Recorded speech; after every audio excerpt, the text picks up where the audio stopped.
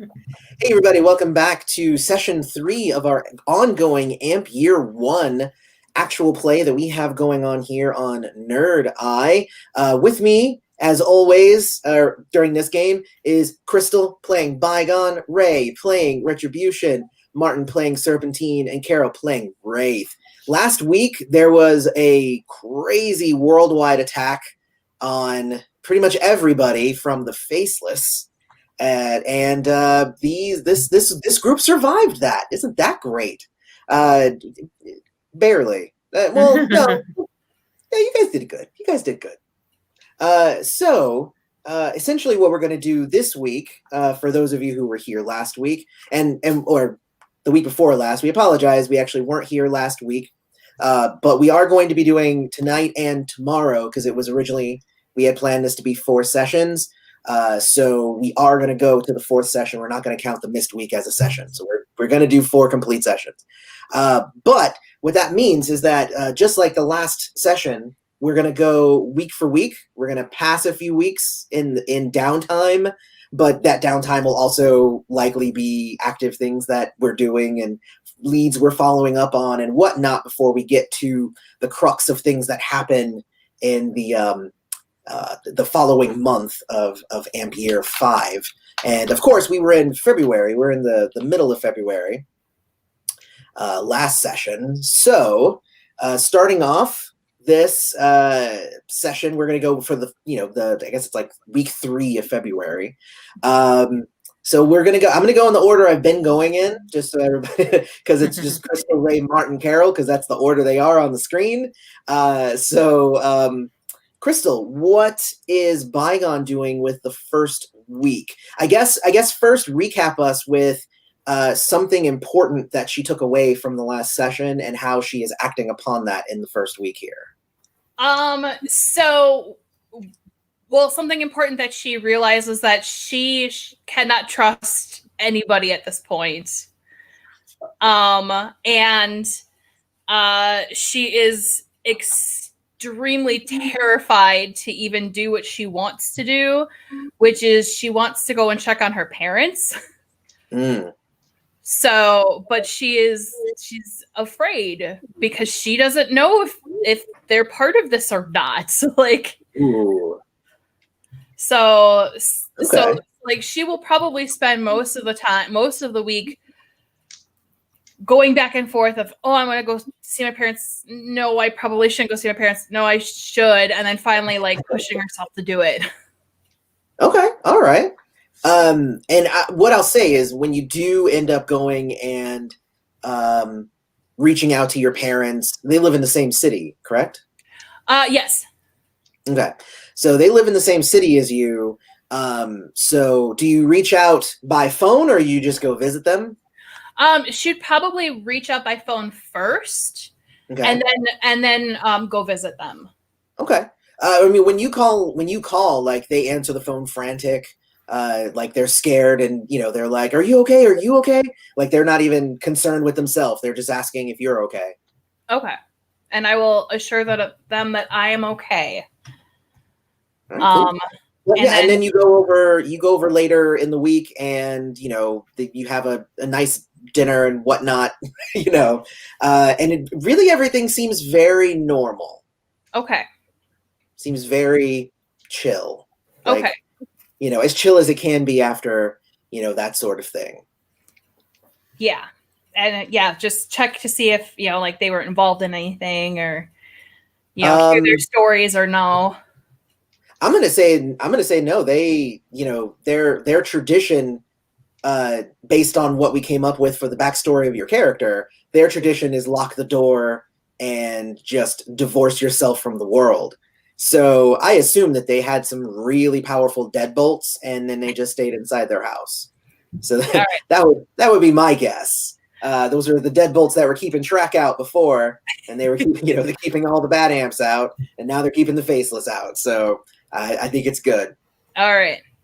Is there anything active you wanted to do that week, or more just your character's more just kind of mulling over the events and kind of recovering mentally? I think she's actually going to try to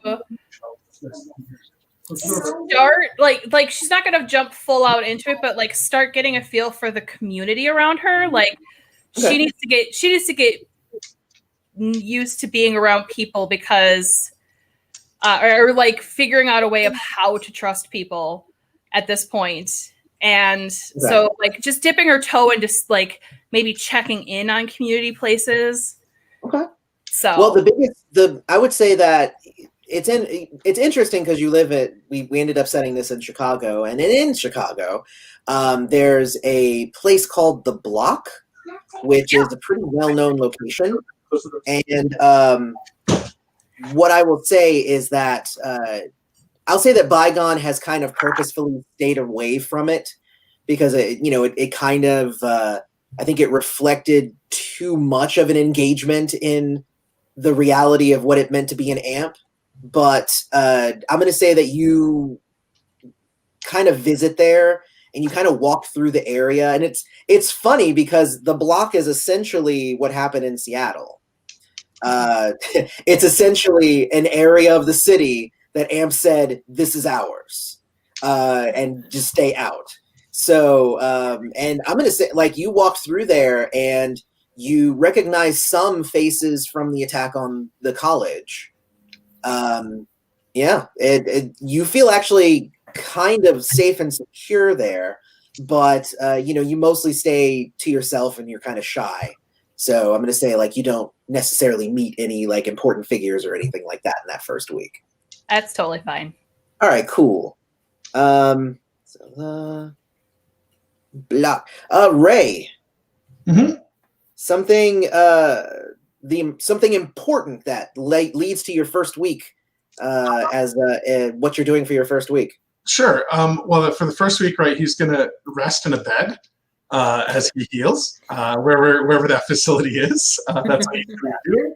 Probably the hospital. The hospital, if he can manage to drag his carcass to the Seekers, eventually do that because, right, he believes he'd be safe with them.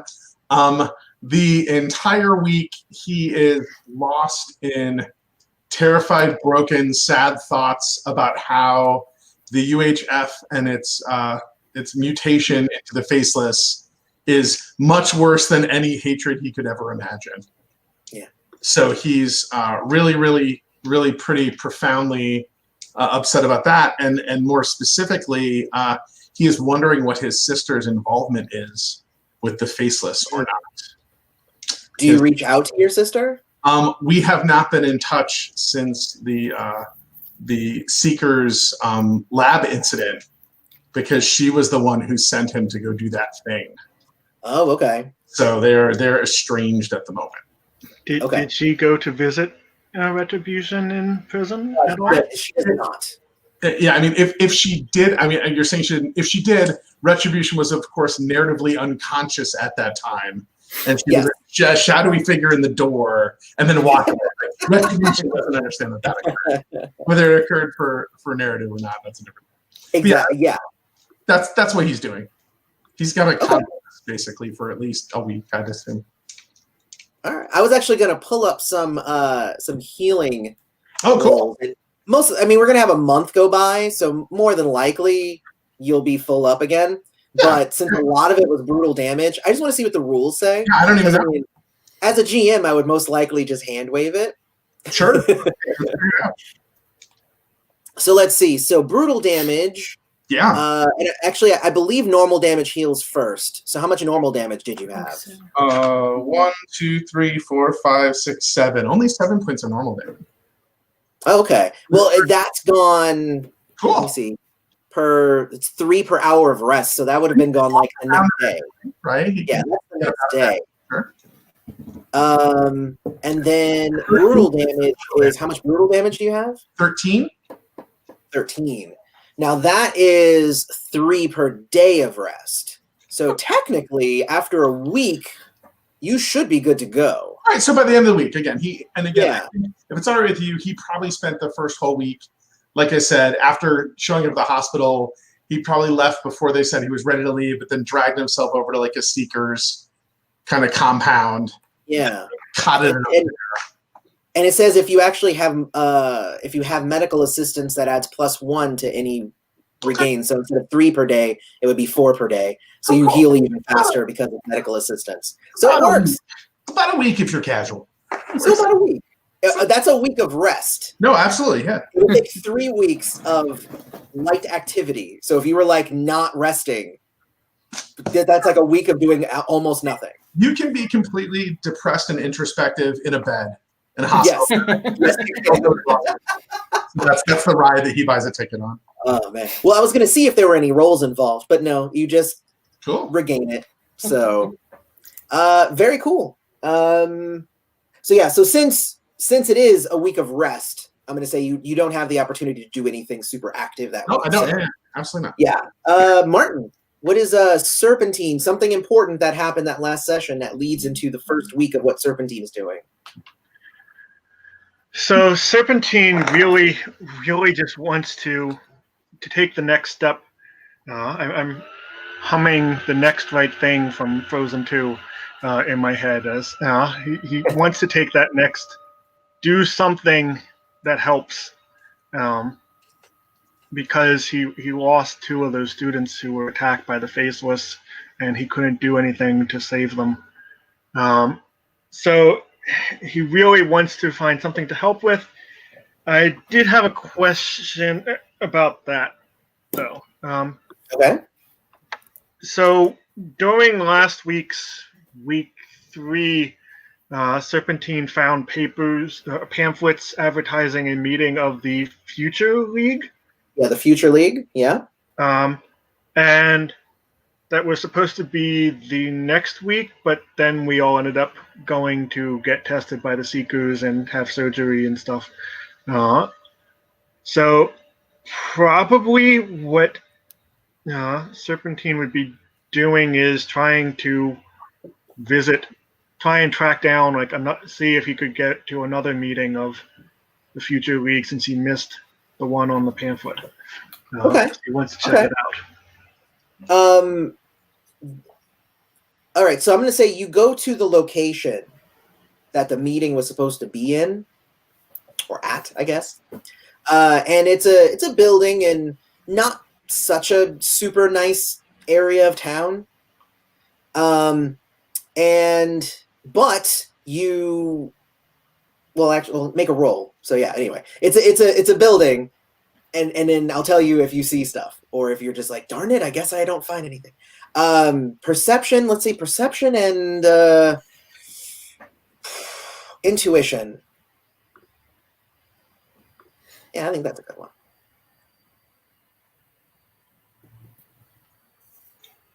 So on the die, that's 12. Perception is 1, and intuition is also 1, so only 14. All right. Well, I was looking for a 10, so you're fine. So you kind of go to the building, and you see that there are like remnants, that there was some sort of meeting there last week. There's like some leftover flyers that have been like tread upon and whatnot. Like they have footprints and tire prints and stuff. But like there's nothing active going on there at the moment. But you see a guy kind of hanging out in the alleyway, and you kind of feel the urge to possibly go talk to him. Like you think, oh, he looks like he might know something. Serpentine feels the urge to talk to a lot of people. That's, that's what he does. So you go up to this guy, and he's got like a hoodie on. He does have a face mask that covers his face. There is no COVID in the world of AMP, but he has a face mask anyway. He does look like he's got weirdly familiar eyes, but I mean, you can't really, you don't know him because he's got a mask on. And he's face mask, not eye mask. He's not like wearing goggles or anything. And he's kind of just hanging around at this point. You see, he looks like he's waiting for something. So I'm sorry. He's on the tall end. He looks like an older, maybe mid 40s, maybe mid to late 40s. Like white dude So I say, hey man, I saw some pamphlets floating around, and just wanted to check them out, but wasn't able to make the meeting here. Do you know anything about people who've been here? Had a weird doctor's appointment that just took longer than I expected. Like 2 Go ahead weeks. and make a persuasion and, let's say, persuasion and empathy roll. Sure. Okay, so that's 5. 5 to add to whatever I roll. Okay. Which is... Nope, that's a 4, so 9 total. I am not persuasive at all. Okay. The guy says, well, open call was last week.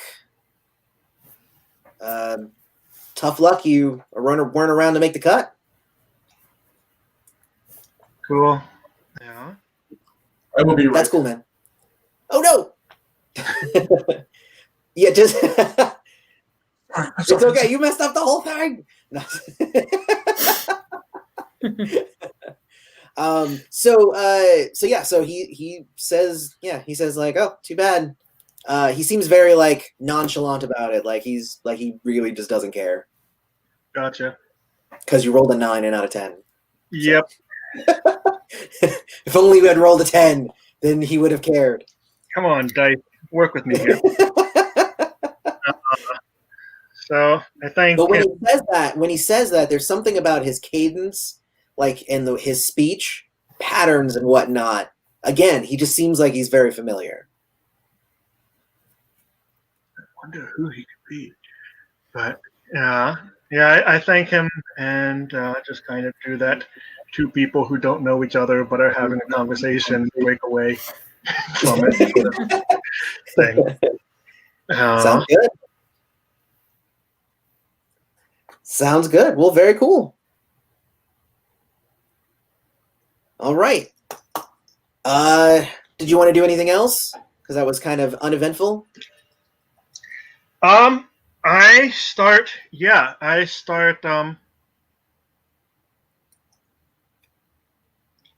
like posting online and things like that, and telling people to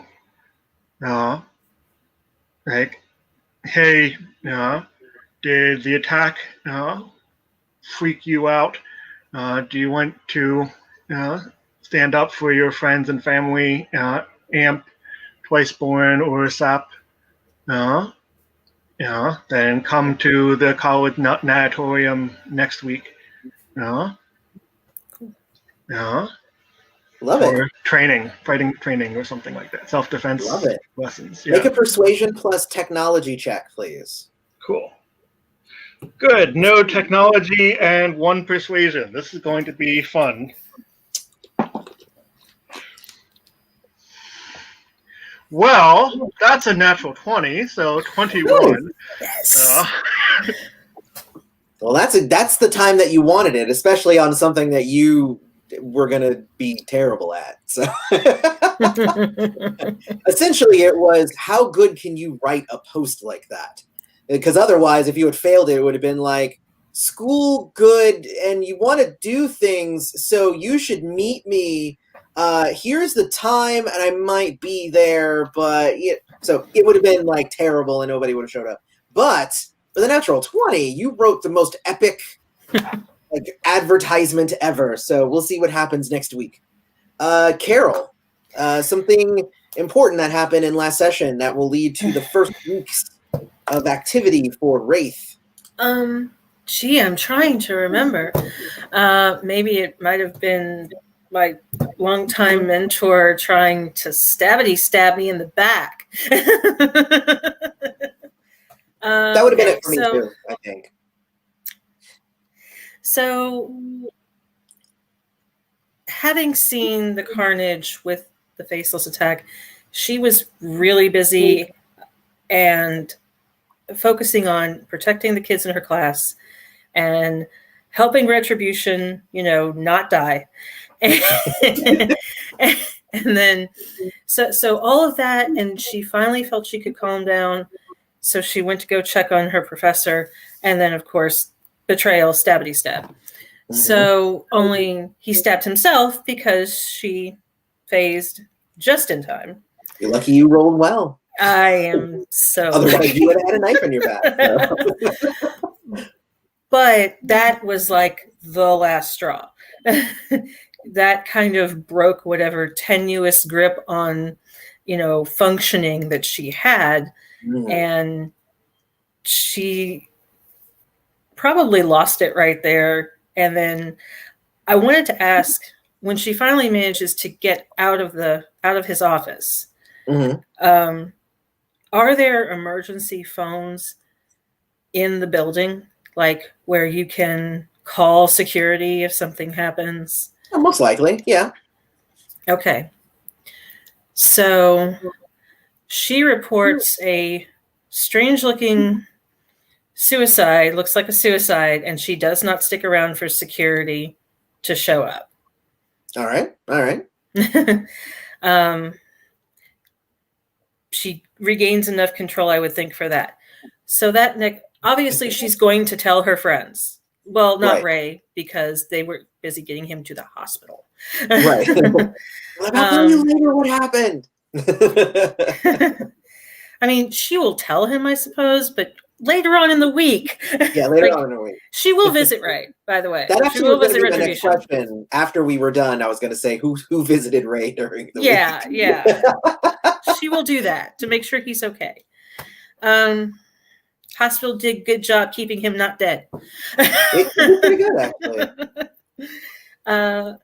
She, she'll tell them, it's going to be okay, but she kind of drops off the grid for that first week and goes back to her parents. They live in the city. She doesn't live with them anymore. But this needs. She actually has a good, decent relationship with her folks. Right. She just has been separating herself quite a bit lately since her powers manifested. So she really wants to tell them, but she decides not to. She will tell them, because of course her parents know her feelings towards Amps. She's very pro-Amp, and she can easily give that as the reason, because that probably was the reason that he attacked her. Yeah, because she that was the reason he attacked you, and not necessarily because he knew that you were an Amp. So she's not exactly lying when she tells her folks that's why. Right. But it is distressing, and I mean, it really upsets her. Like, she cries for no reason. She's nervous. She's, scared of shadows and stuff like that, a little bit. And so she runs home. Other than checking in with her new friends, like on the phone, she doesn't go see them except for Ray later in the week. That's fair. So she's like, talking to her mom and dad, and just she needs to feel safe, because that's actually the first time anyone's, she was on the periphery this time. Yeah. And she didn't get involved when they escaped. She was with Bygone and they were looking for stuff. This is the first time she's been in true immediate danger, as far as, her feelings. And that's a lot for a civilian to, this is. Yeah. And she's happy for her powers because they saved her life. But yeah, she will check in on what is going on around campus. Like, has anything been in the paper about Professor Ferguson's suicide? No, I mean, a lot of it is just chalked up to, because there were quite a number of deaths and injuries, obviously. So it's odd. Like, basically, it's reported as just one of the many deaths. Because the fact that he had like the mask and everything. they're probably the fact that he had the mask because it dropped out of his jacket is probably going to not reflect well on him. Probably not, but So, I would say that there's nothing about that in the papers. okay. And no one has called her, like, because she was his TA? No, they definitely call you. I mean, and they know that you were there teaching at the time. So, I mean, they called a checkup on you. Most likely, I would assume that you don't necessarily answer that phone call, but you have messages from them. Okay, well, she'll eventually get back to that. Well, yeah, she'll be, I was trying to keep the kids in my class safe, and oh my God, he did that?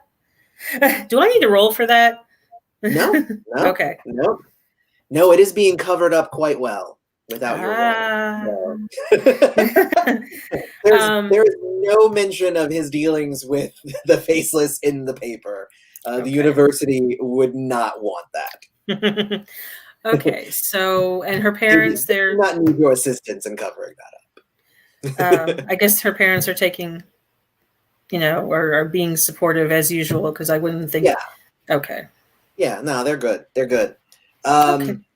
Yeah, no, that's, I mean, like decompressing, that's a week. Healing, that's a week. Like those are like, you don't get to really do much because you had to withstand a lot. She's got to cope with that. This is all new to her. Yeah. So that happens over the first week. I would say also what happens in that first week is actually something pretty big, and it's that there is kind of a crackdown within track. There's a lot of reports that they should have been able to detect, that attack was going to happen. And I would say like a ton of people within track are let go and replaced. And even the agents on the ground, like I would say 90% of them are fired due to their inability to contain this, and almost immediately replaced, which is kind of interesting. Because because usually when you go a mass firing, like it takes time to go through interviews and like find new people, but no, they are almost immediately replaced. And then so you as the public never see a change in the number of track agents that are around. They are around in the same number, despite the fact that they just fired a ton of people from the organization. Well, is there a LinkedIn in this universe? Because I hear you can find people really quick. Yeah, I would say so. Well, no, I would say so. And also the thing with track is that a lot of, it's like police. It's just like, if you look them up, you can tell that they're a police officer. It's the same thing. So yeah, there's definitely that stuff. What was I was curious about this. What is the reported death toll / public response in terms of are people locking themselves in their homes? What does it look like for society that this happens? Well, what's happening, I mean, just a week later, it's hard to say what exactly the long-term ramifications of this is going to be. There's immediately a pretty severe backlash against the Faceless.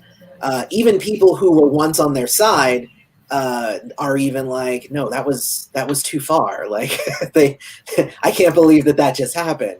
So there's a lot more. It seemed like the intent behind such an attack was to, try to get rid of as many pro-amp people, but what it ended up doing was converting some of those people who were either ambivalent or even anti-amp over into the pro-amp kind of camp. So there is definitely more of a pro-amp kind of energy around.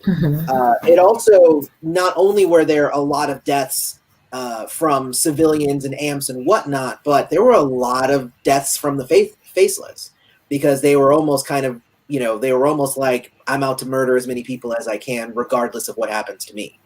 Sure. Okay. So, so there were a lot of deaths there. And, I would say that, and basically if you turned on the news while you were in the hospital bed, there's, talking heads constantly debating it, well, these numbers came in and blah, blah, blah. That means this. Actually, I think it means this.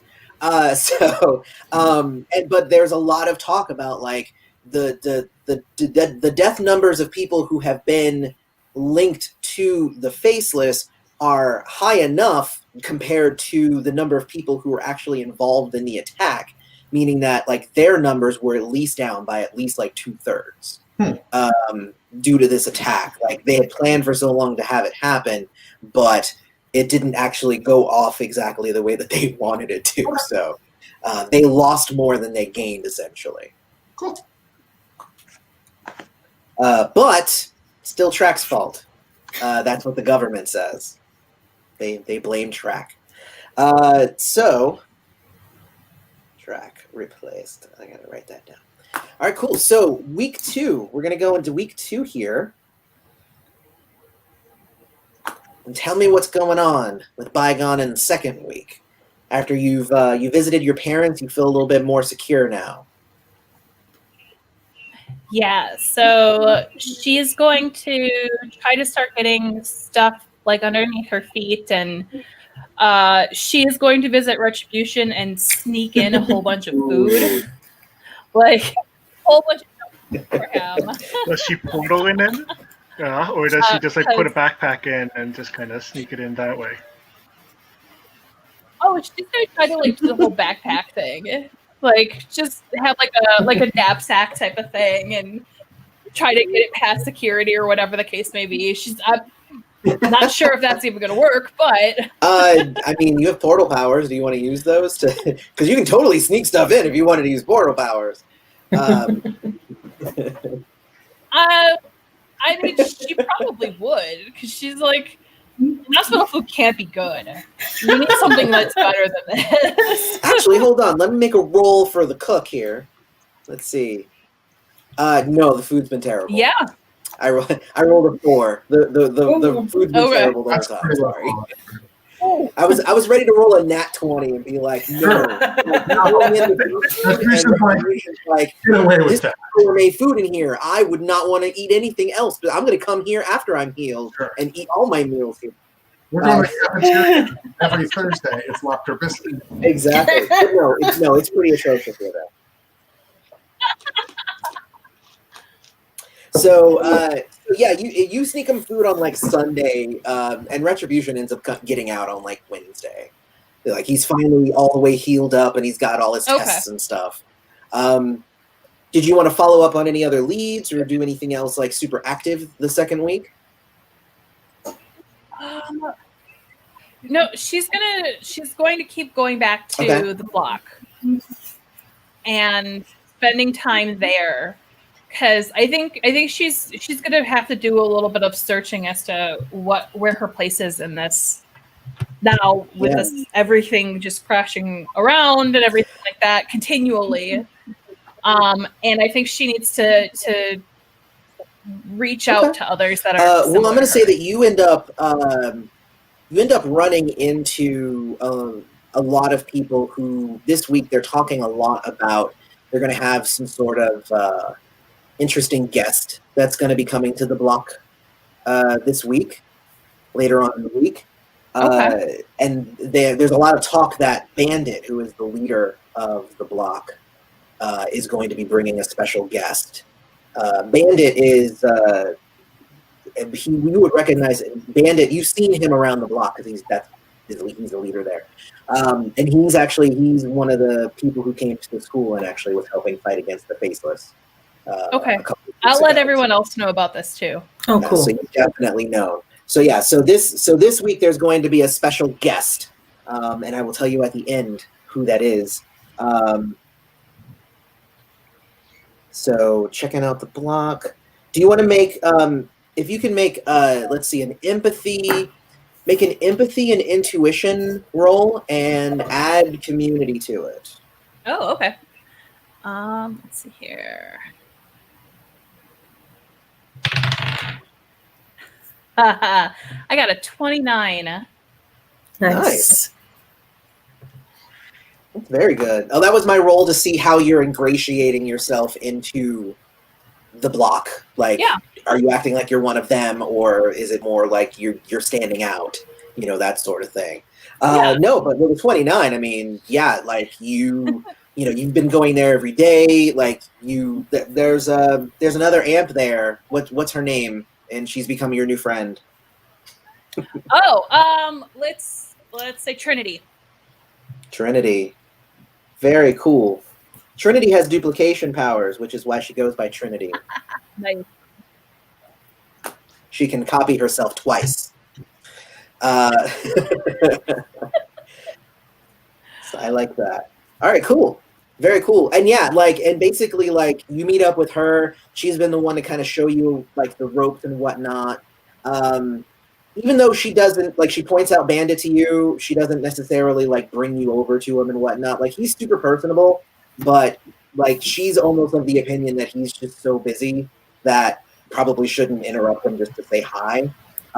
Even though he's honestly constantly just going around saying hi to everybody. So that's just what he does. Okay. Very cool. She does tell you the story that Bandit actually got his name from the newspapers, which is kind of funny.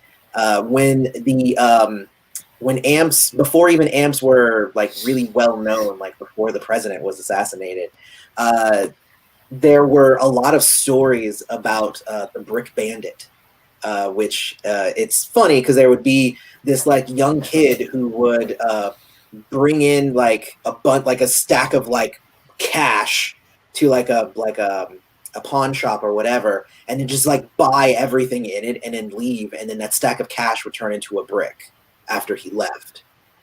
So he started becoming the Brick Bandit after he had done it to so many places, and so he doesn't necessarily do that anymore. So, but he still has retained the name Bandit.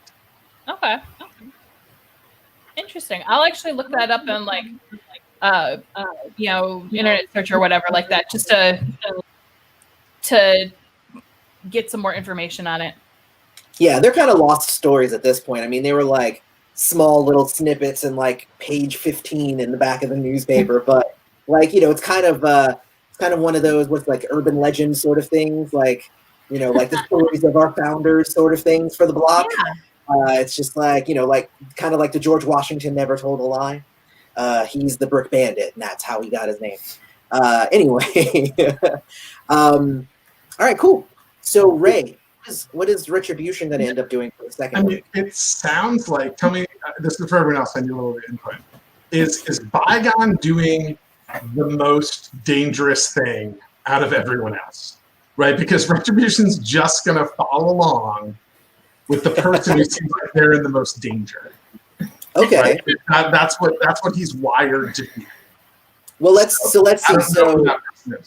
So Bygone Bygone is kind of going around in actually pretty, amp-friendly communities because it's all amp stuff. So not necessarily that much danger there. Serpentine is going to be holding some sort of gathering at the school. You never know who could show up there. That could be dangerous. Sure. If Serpentine told Retribution about that, he would show up. Yeah. In case the Faceless showed up, because they're going to. And then, right. And then Wraith, just broadly, Wraith. What is Wraith going to do broadly? Try to get back to normal. So she will be on campus, also because Serpentine told her about the meeting she wants to go. Okay. She probably would tag along at least one day with Bygone because you told us about everything, right?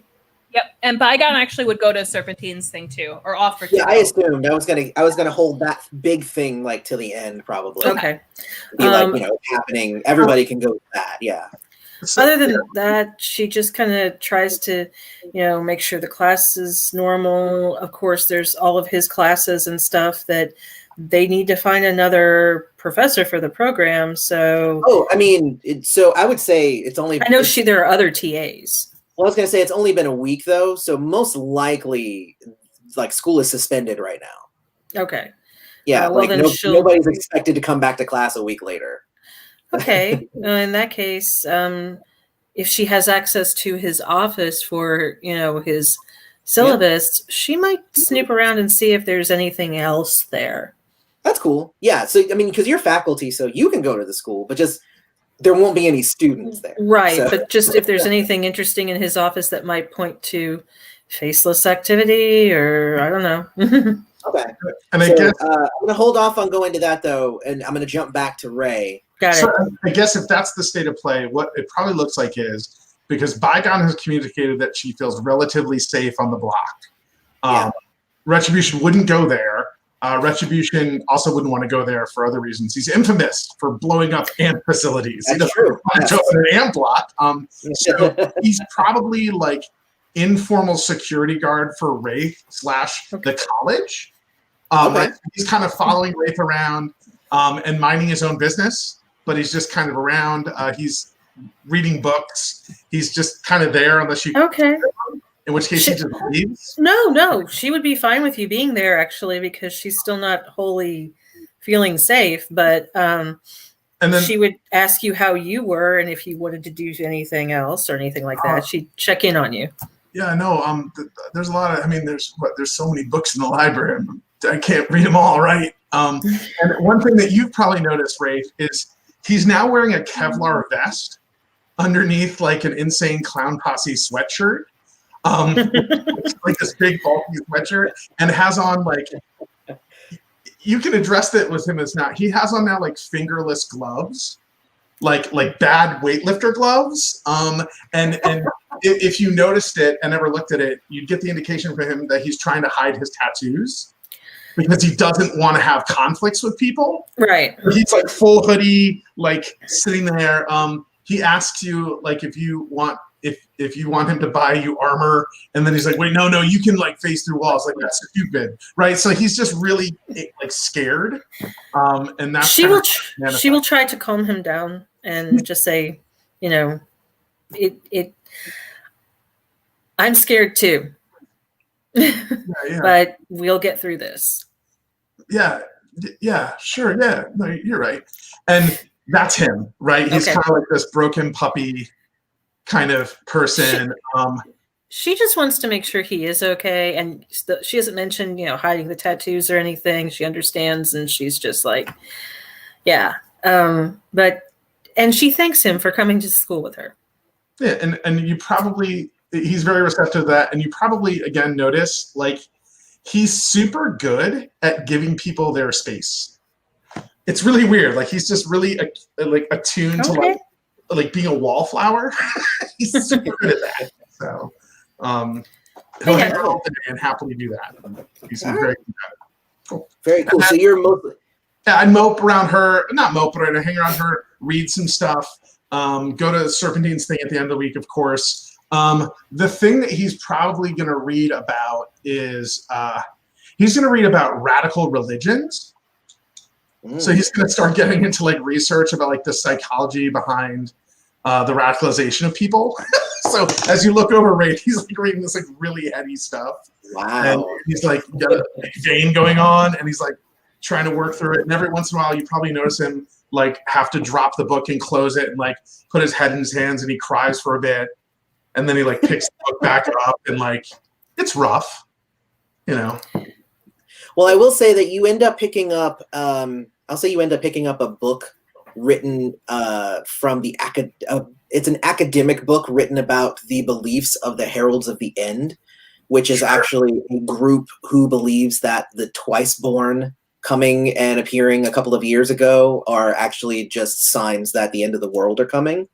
And you read a whole book about that, and a lot, and some of it is actually kind of convincing. But then you also remind yourself, like, oh no, I've already been convinced by bad stuff before. Sure. This sounds just like that. This book is written with an agenda, I think. Oh, it definitely does. Okay. All right. So, Serpentine, besides your meeting, because we're going to hit that at the end, is there anything else that you wanted to do that week, maybe in preparation for your meeting? Yeah, I do want to.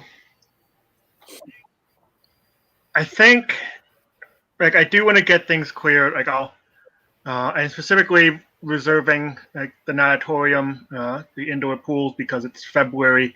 Like, I'm presume my college had a natatorium that was really nice to go in over the winter in Pennsylvania.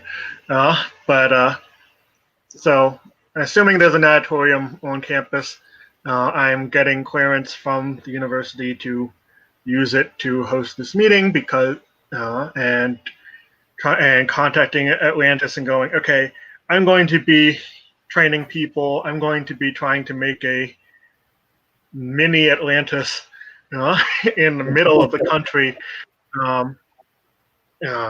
This is what I'm going to do.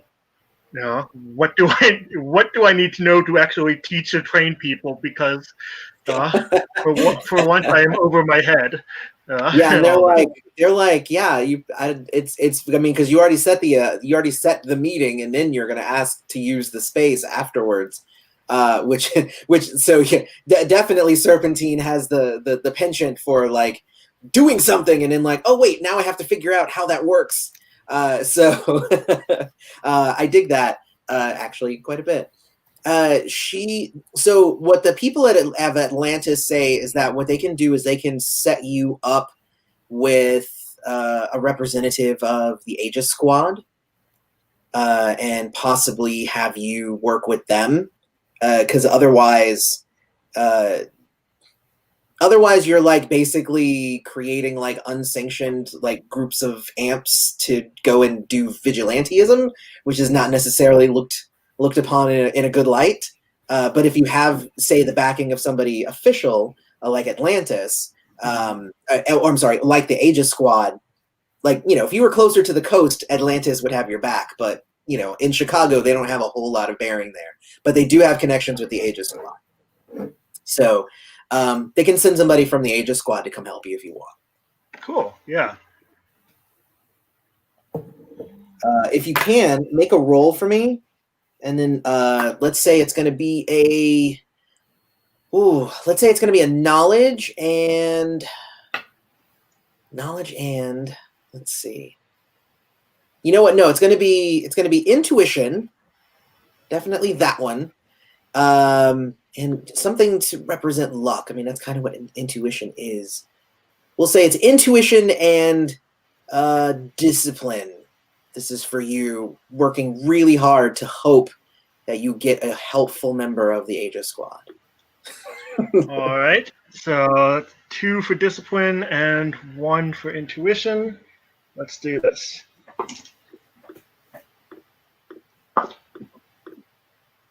Okay, so that was a 16 on the die plus 3, so 19.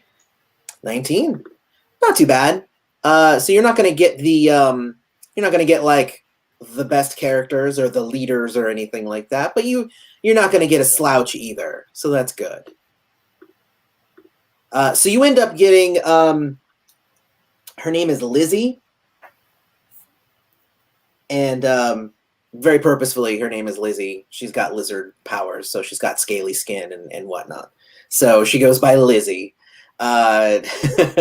She's a fun one. We wrote about her, but we didn't actually write her up, so she's not a written up character in the game, but she's like in a bunch of the scenes because she's just there, and I like her. She's fun. I could have possibly sent Rabbit, but then I remembered Rabbit's dead. So that's how that happens. So which would have been eye-opening if she had shown up. But that would have been really kind of crazy, huh? She does not have the immortality power. Like, Paradox, what are you doing? Just come on. Bringing people from the past. Come on. Yeah, I mean, he's done it before. So Lizzie ends up coming. She comes like a few days later. And with her help, what are you hoping to get out of the meeting? Like, what are you trying to train people? What do you know, when people show up, what are you telling them? What is the presentation going to be about? Because she will help you prepare your materials.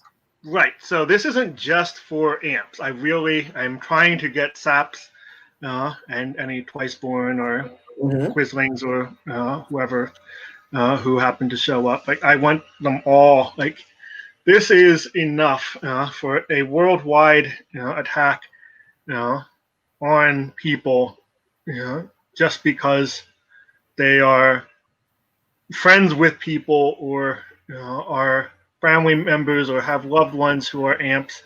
or our amps themselves is too much to bear.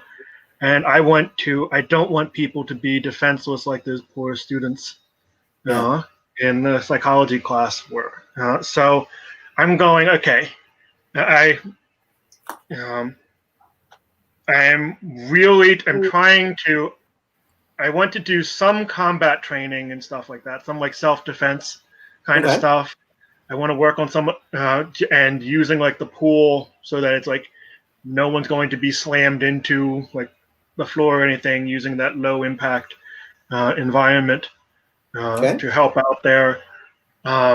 Working on some of like the meditative, the breathing techniques from Atlantis to share with people to keep their cool, prepare themselves, and also do some like inspirational stuff, like I don't know, no, you're good.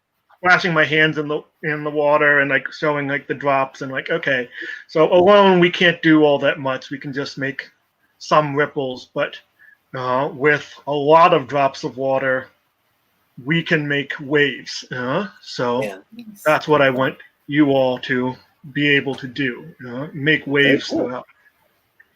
So part motivational, part like training, a little bit of Atlantean philosophy, and some mild combat training, because like self-defense stuff, because I can't sit back and let people get hurt through my inaction if I can make them able to defend themselves and stand up with each other and fight together. All right, cool. So now I have a greater idea for what it is that you're gonna want to do. So that's cool. So let's do some rolls for Carol, because you are investigating the professor's office. Yes. One other thing. Since he said all that, she wants to get back in touch with anyone, because she's part of groups on campus too, and they're all pro-amp. Anyone who hasn't gotten his flyer, she tells them about what's going on to try to get them to come too, because it sounds like something they would, So yeah, most definitely. All right, let's see. So I'm trying to find anything in his office that might point to any other nefarious doings that he was going to do, or maybe the names or identities. I mean, probably not, depending on how lax he was, but So I'm going to say you can make either a knowledge and stealth roll, or you can make a perception and stealth roll. That is the same. So I'm just gonna all right. do that. I was not looking at your sheet or anything. I don't know what you got. So you don't have my sheet? I mean, I have it, but I don't have it. Oh, okay. Yeah. I mean, I could bring it up, but okay, that's an 18, and that's an +9, so 27. All right. So with a 27, I'm going to say that you definitely, you kind of go through everything. You do eventually find the picture that was in your apartment. You find it in the bottom of his drawer. You also find a few other pictures of him with other students as well. Okay. Other student pictures. So it's not just you, it's probably you a picture of you and I'd say probably a picture of him and 4 others. And there is a list there that it's a list of and it seems to be a segmented list. The list of known amps on campus, as well as amp friendlies on campus. And these pictures, are they of other TAs or his other TAs this semester or other semesters? Well, I'm going to say one other one was a TA, but a couple of them were, one of them was actually another professor who he mentored as well. So he was actually a professor. So I'll say, and then the other one actually is not anybody that you've ever met before. Okay. I mean, if I get the chance, especially for the ones on campus, I'll check to see if they're okay or if he got to them before he was going to get me. All right. You check on the two TAs. Yeah, no, they died during the attack. Mm. The professor was hospitalized. Oh.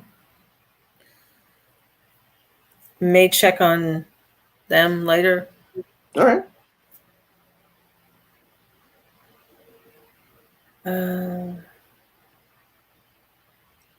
But so no other co-conspirators or locations or phone numbers or anything that I can find? No, nothing to that effect. He did a pretty good job of scrubbing all of that. Yeah. Okay. What I will say is, with a roll as good as you did, you can see where that information would have been, and it is not there. Okay. So, all right. So it's not that you just don't find anything. It's like you're like, oh, Eureka! Oh, it's gone. I find nothing there. It was worth a shot. No, it's rolled really well. So I mean, now that she's been introduced to the Seekers, if she had found anything, Yeah.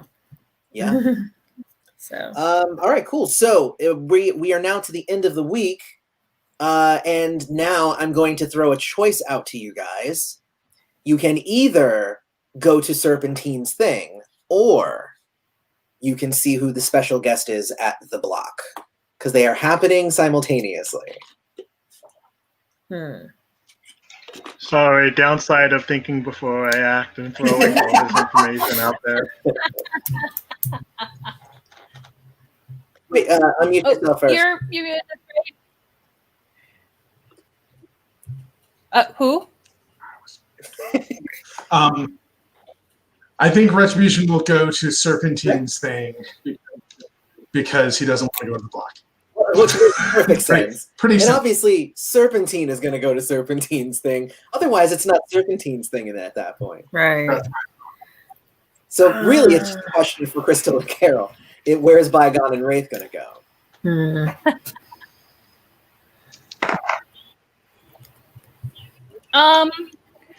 I'm gonna say Bygone is gonna go to the block party, but just let Serpentine know it's not anything against him. But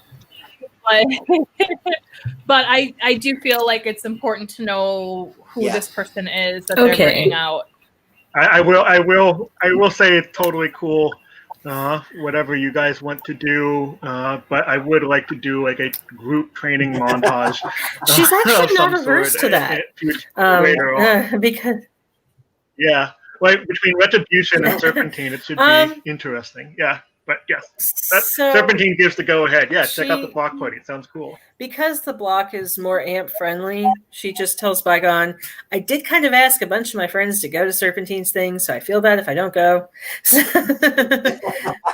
But hey, if it's still going on after, text me. All right. Well, very cool. So then what I'm going to do is I'm going to do Serpentine's thing first, and then I'll jump to Bygone. So you end up with, actually roll a D20 for me.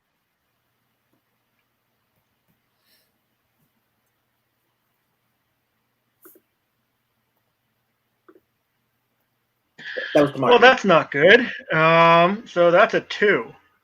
That's a on 2. The D20. Yeah. Okay. All right. Well, darn. So this is what ended up happening was I was going to say it's going to be however many people show up is going to be that die that you just rolled times 4. So you could have had up to 80 people. Could I call on like community or something like that?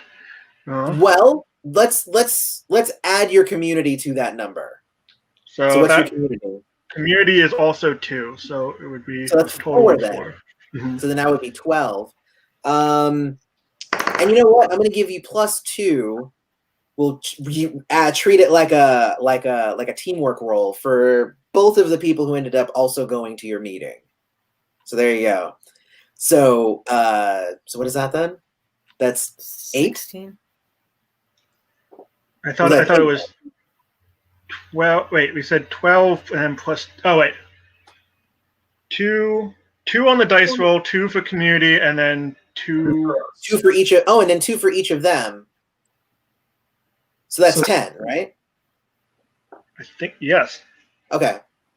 So then you have 40 people show up then. Cool. It's a good That's event. better. That's Thank better you, than Wraith. Thank you, Retribution. No, and it was gonna just be ×2, but since you called in Lizzie, it was ×3, and it was another thing that I don't remember what you did, but I made it ×4 for an extra thing you did. That was also very good. But then they just add to the actual number, not to the multiplier. But all the preparation added to the multiplier. All right, cool. So then, so you end up with a good number of people actually end up showing up. So that's awesome. 40 people. I'll say it's a mix. I will say it's mostly, it's mostly amps. I'd say maybe 25 of them are amps. But you know, the others are also there, helpful. No Twiceborn are there. So the others are just saps. Cool.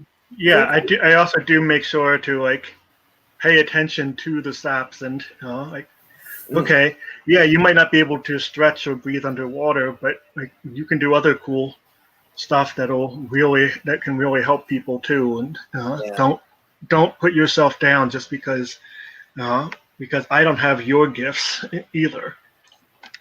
Exactly. No, that's really awesome. So make a persuasion and oh gosh, what is the role here? I guess empathy for oration. That's good. So perception. So persuasion and empathy is what you're looking to do here. Can they add community? Sure. Or like humanity or something like that, or no, humanity. Community makes more sense. Okay, I wasn't sure if I could use community like twice. Or well, something you know, similar. since I'm the GM, you can use it as many times as I say it's okay. You know. Cool. No, So I'm community just kidding. 2. No, but yes, you can. I mean, that's the perks of being the creator of the game, right?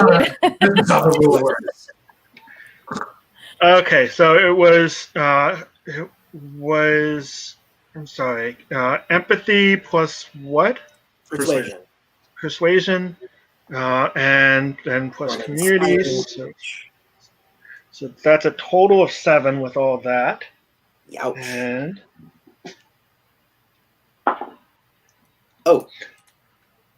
and a 15 on the die, so 22. That's a 22.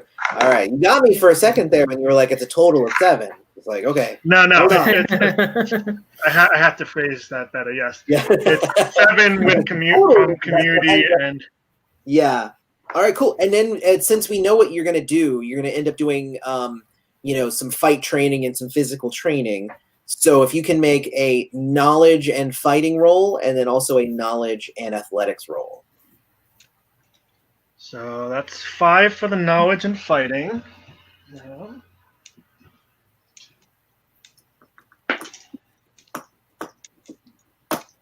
And another good one.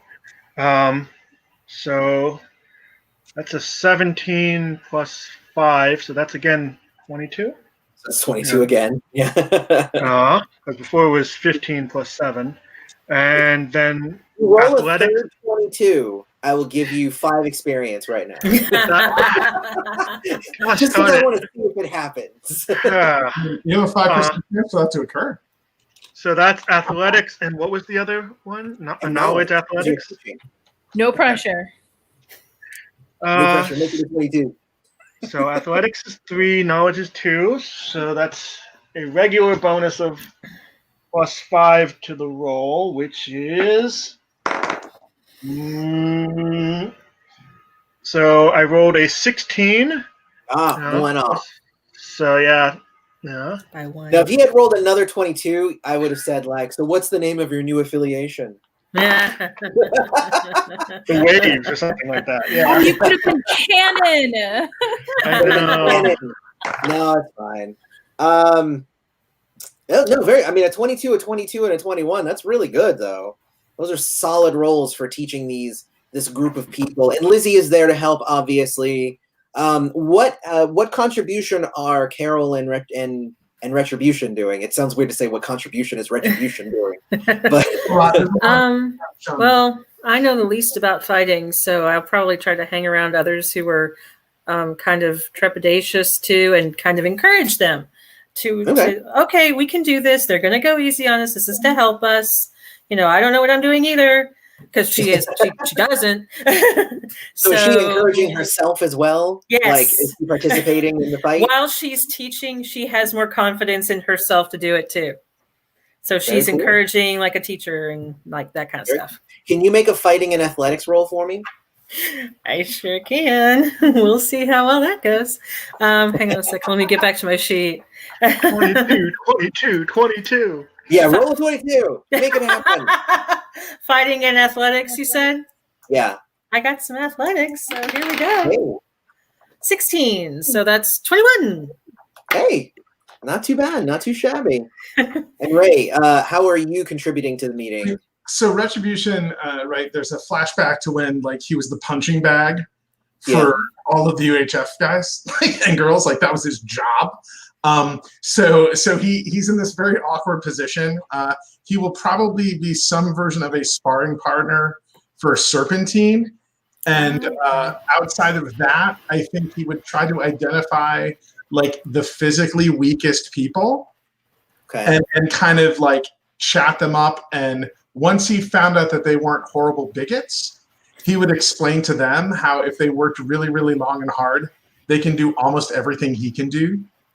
And kind of explain how like some of his gifts is actually just time in. He's like, and they'll make a joke to somebody like, and then if you spend like 2 years in prison, you get a lot of practice.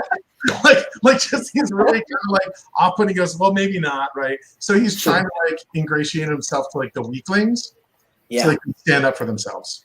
That is what I dig that. I dig that. That's what can you make a persuasion and fighting roll? I mean, I can certainly make a fighting with no bonus from persuasion. Do any of the loyalties matter at all? Like, would humanity? I think for this one, I probably community as well. Okay, cool. For this one. He got a 9 total. 9 total. Okay. He's so not great. Probably a little strung out. He's also probably coming off like really awkwardly. Yeah. He's weird prison jokes, and like he's clearly on meth. Like and like straight up, and some of the amps probably, oh, that's that guy who murdered all those people in that building.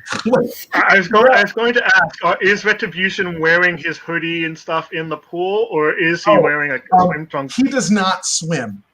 Yeah. Okay. Well, also, I was counting the fighting and the pool thing as two separate kind of things. So he notably does not swim, and you learn that he's afraid of water.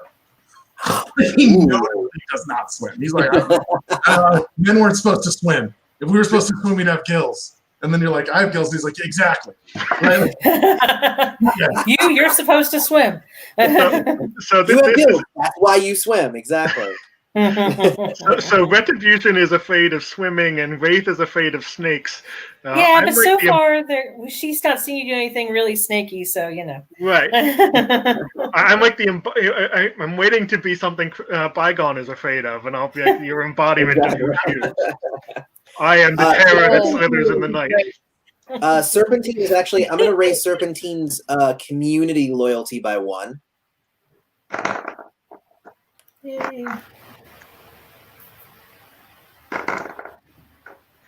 Cool. Representing. And this will be something that you guys can lean back on in going in the future as well. Like you have some context now in the community, these people who showed up and like, obviously like when it's over, they're like, when's the next one? When can we do this again? They're very much ready.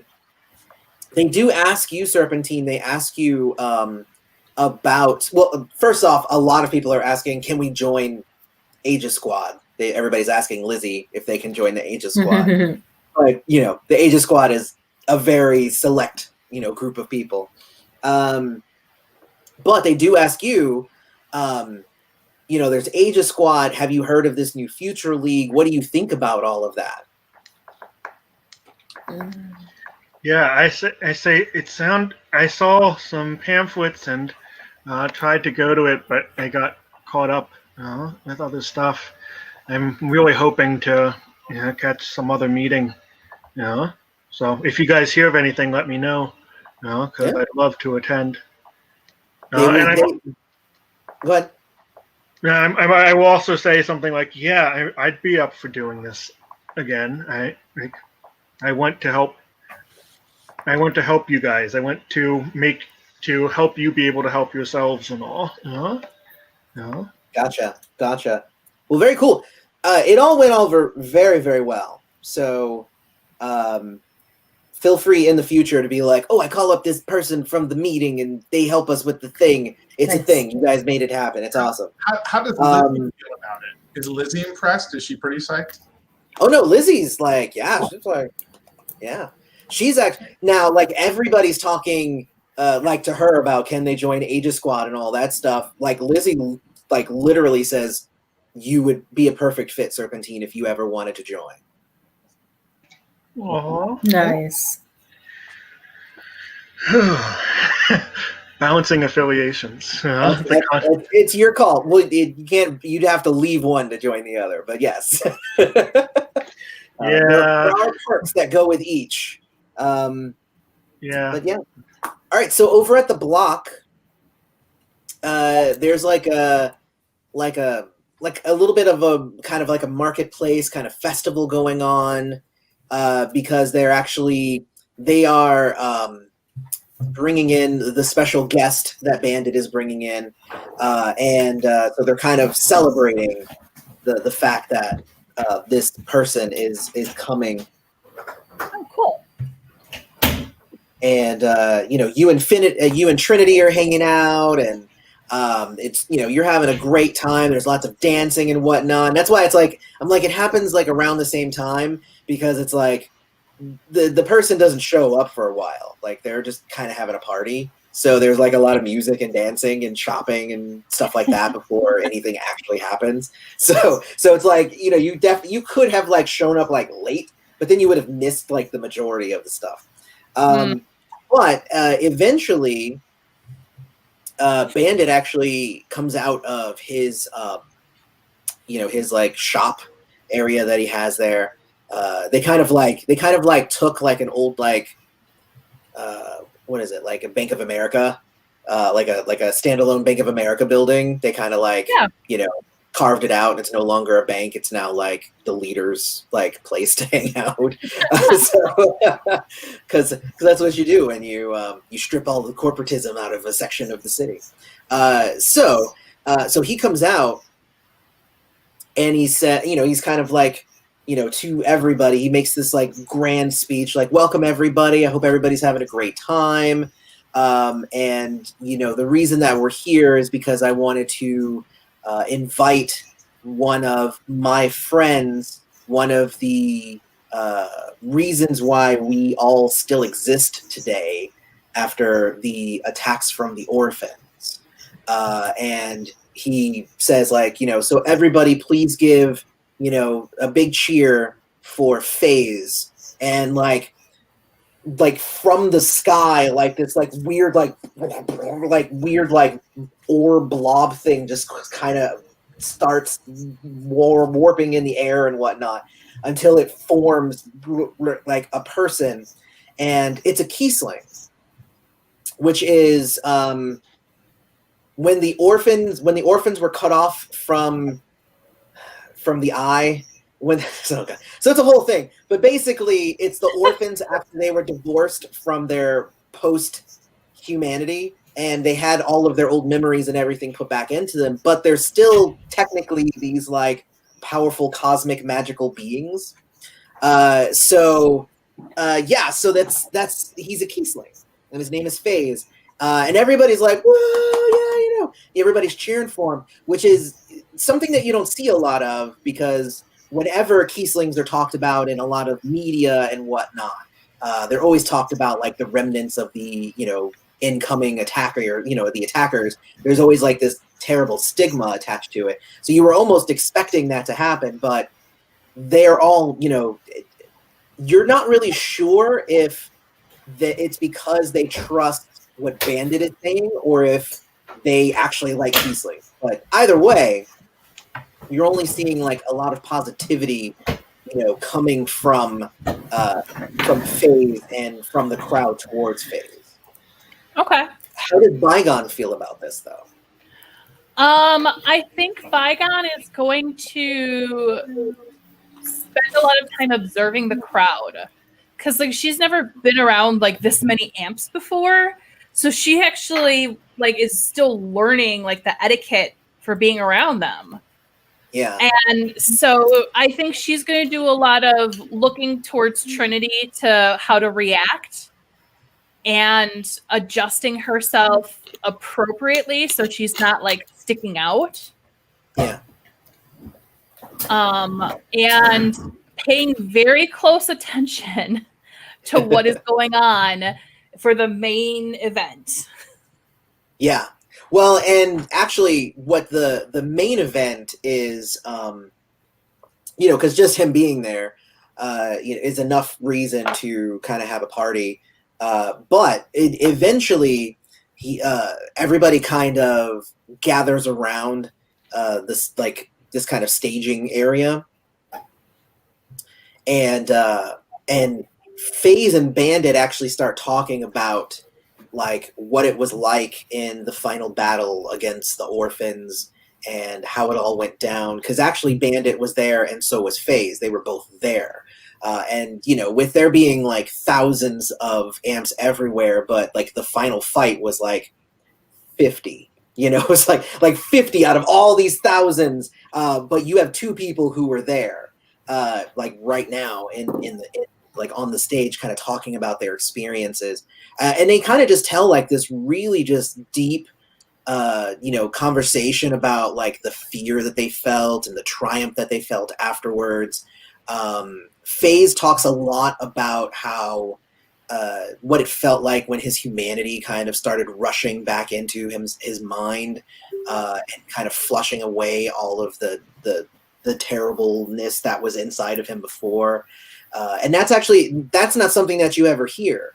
In the media, it's always, oh, well, the Keyslings like to pretend like they just forgot everything. Like, did they forget all of the cities that they destroyed and all that? It's like all that, but they do. Like, they forget everything. So it's an interesting thing.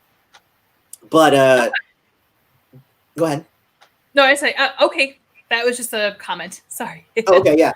No, so, and basically FaZe, says that he is looking to mentor people in the ways of basically bending reality. And that's something that he's willing to offer to some of the people here at the block. Obviously, not everybody is a candidate for learning said things, but he is open, and obviously he'll be working with Bandit to select the correct students that would be great for learning said lessons. Okay. So that's the generalness of it, Okay. I'm going to see how Trinity feels about that. Trinity says she's kind of like, wow, that's really cool. But you can tell she's not interested in it, but it's kind of just cool that it's going to happen. Okay. Like, she's like, I'm good with like what I got. I don't actually need to go. And then honestly, being too close to a Keysling, like I'm kind of just scared of what it would be like to be like within 10 feet of that guy. But, at the same time, that's really cool for whoever gets to do that thing. All right. I will actually look into that because that's probably something that would be right up my alley. Okay. Well, very cool. Well, unless you wanted to do anything at the thing, I'm going to move on. Nope. Other than shopping, nah.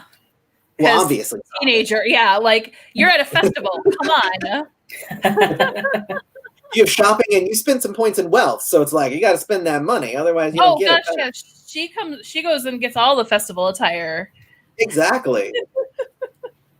All right. Very cool. Well, going into the next week, nothing on like a worldwide stage happens during that week, just so you know. There's stuff happening in the story, but it's not stuff you guys would know.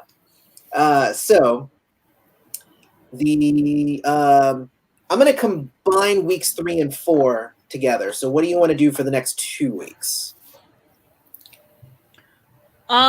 She would definitely go back to the block and see about that mentoring and see if she qualifies for it, because like she doesn't really know too much about it. So Okay. yeah, she would definitely be curious about it. That's cool. What they do is like the first week you go, you kind of like float the idea that you're interested in it. And you know, they invite you back the following week for essentially some intense like physical and mental testing to see how you do. Okay. So if you can make an empathy and discipline roll for me, and if you can make a athletics and might test for me. All right. And you can add self to both of those if you want. What is my self rating? Okay. I don't know if you have any self. But if you did have some, please feel free to I add have it. one. So Hey, okay, so it's +1. so you said empathy and discipline. Okay, so Yeah, that's for the mental test. So for that test, I got a 23. Nice. And then athletics and might, I assume it's not going to be as good. I got a 16. Hey, that is not too bad.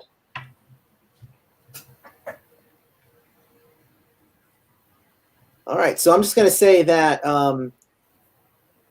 after the testing, they say that Bandit is going to be going over the results. You know, obviously there were other people who were wanting to do it as well.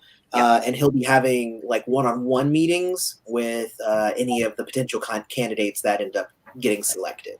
Yeah. All right. Awesome. All right, cool. So Ray, what are you going to do for the next 2 weeks? Oh, you muted yourself again. Hold on. I'm trying to be polite, so no one has to give me brief. When does the college open again? I would say probably, I would probably say after these 2 weeks are over, like they take like a good like month off. Sure, sounds good. So, I mean, I think Retribution is going to kind of do more of the same of what he's doing.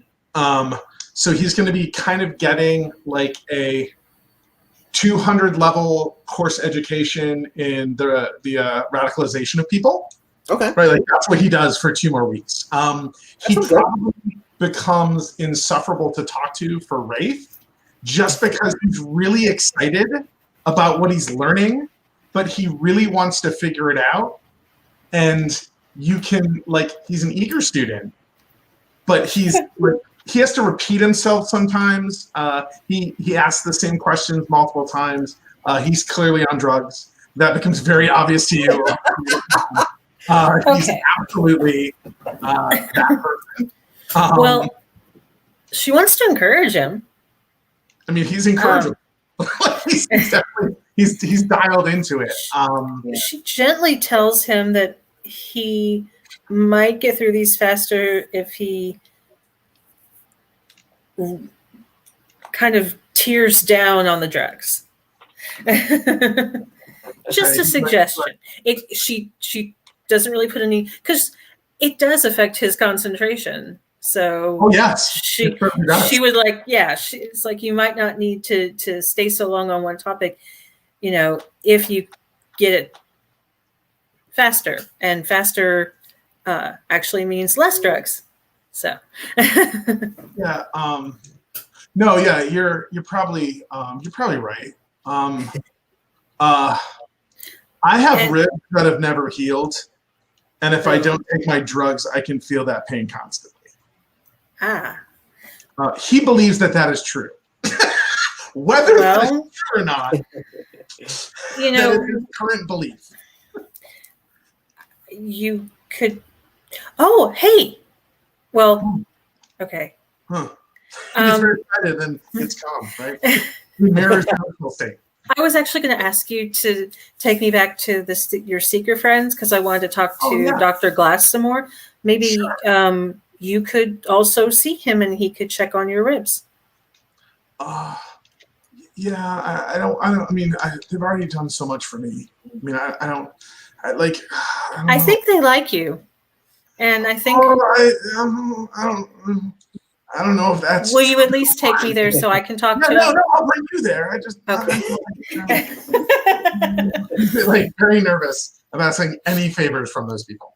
But definitely willing to bring you there and Okay. be your co-pilot. But again, cool. So that's what he does for 2 weeks. Very cool. By the way, I'm trying to remember. I gotta find my notes here. Hold on just a second. Let me find my notes real quick. I believe these are them. Yes. Let me see.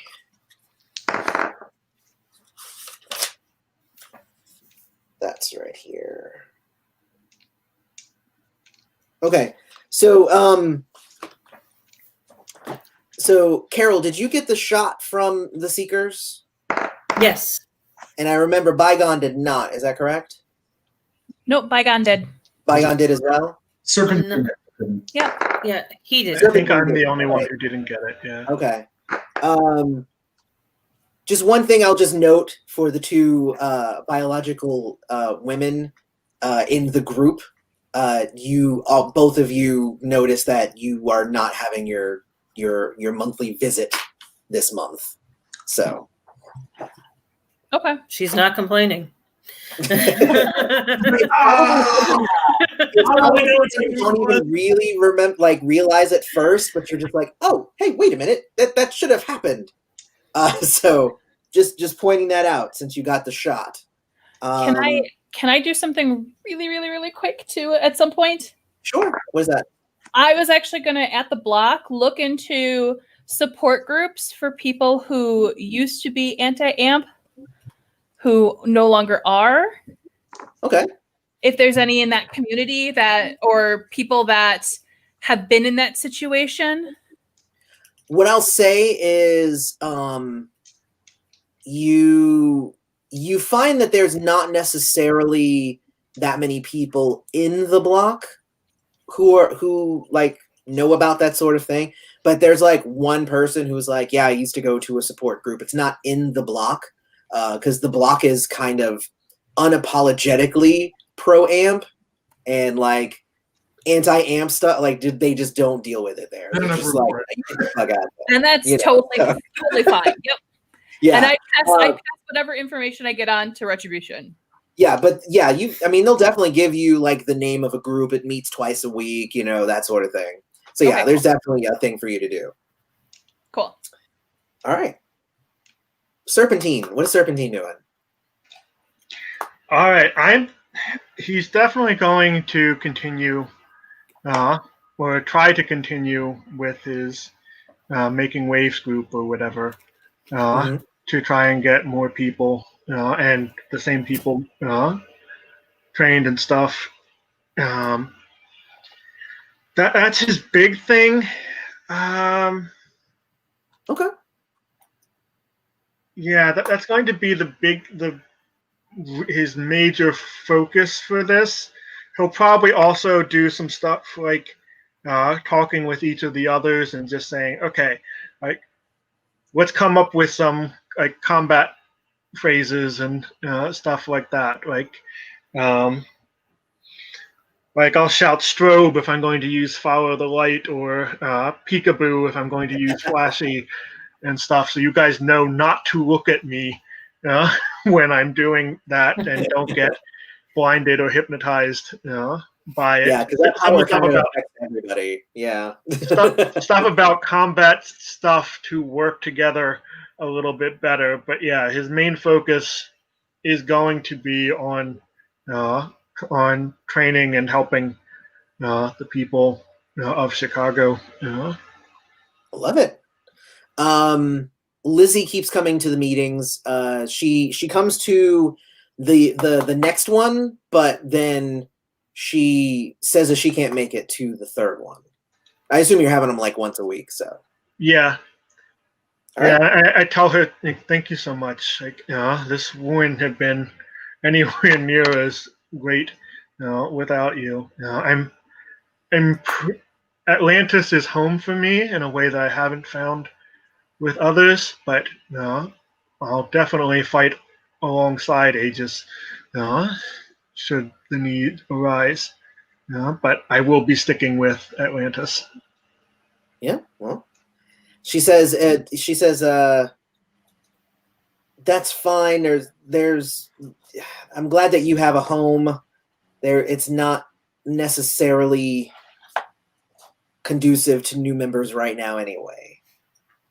And she's like, I'll leave it at that. Like, there's stuff going on here and I can't make it to the next meeting. So so yeah. And then Good luck, Lizzie. yeah, thank you. So, and then the last thing, Wraith. Okay, so first of all, after the first event, she thanks Serpentine for doing this and for continuing to do it because she's going to show up to as many as she can. Yeah. So, and I don't see any reason why she shouldn't show up to the second one or the third one.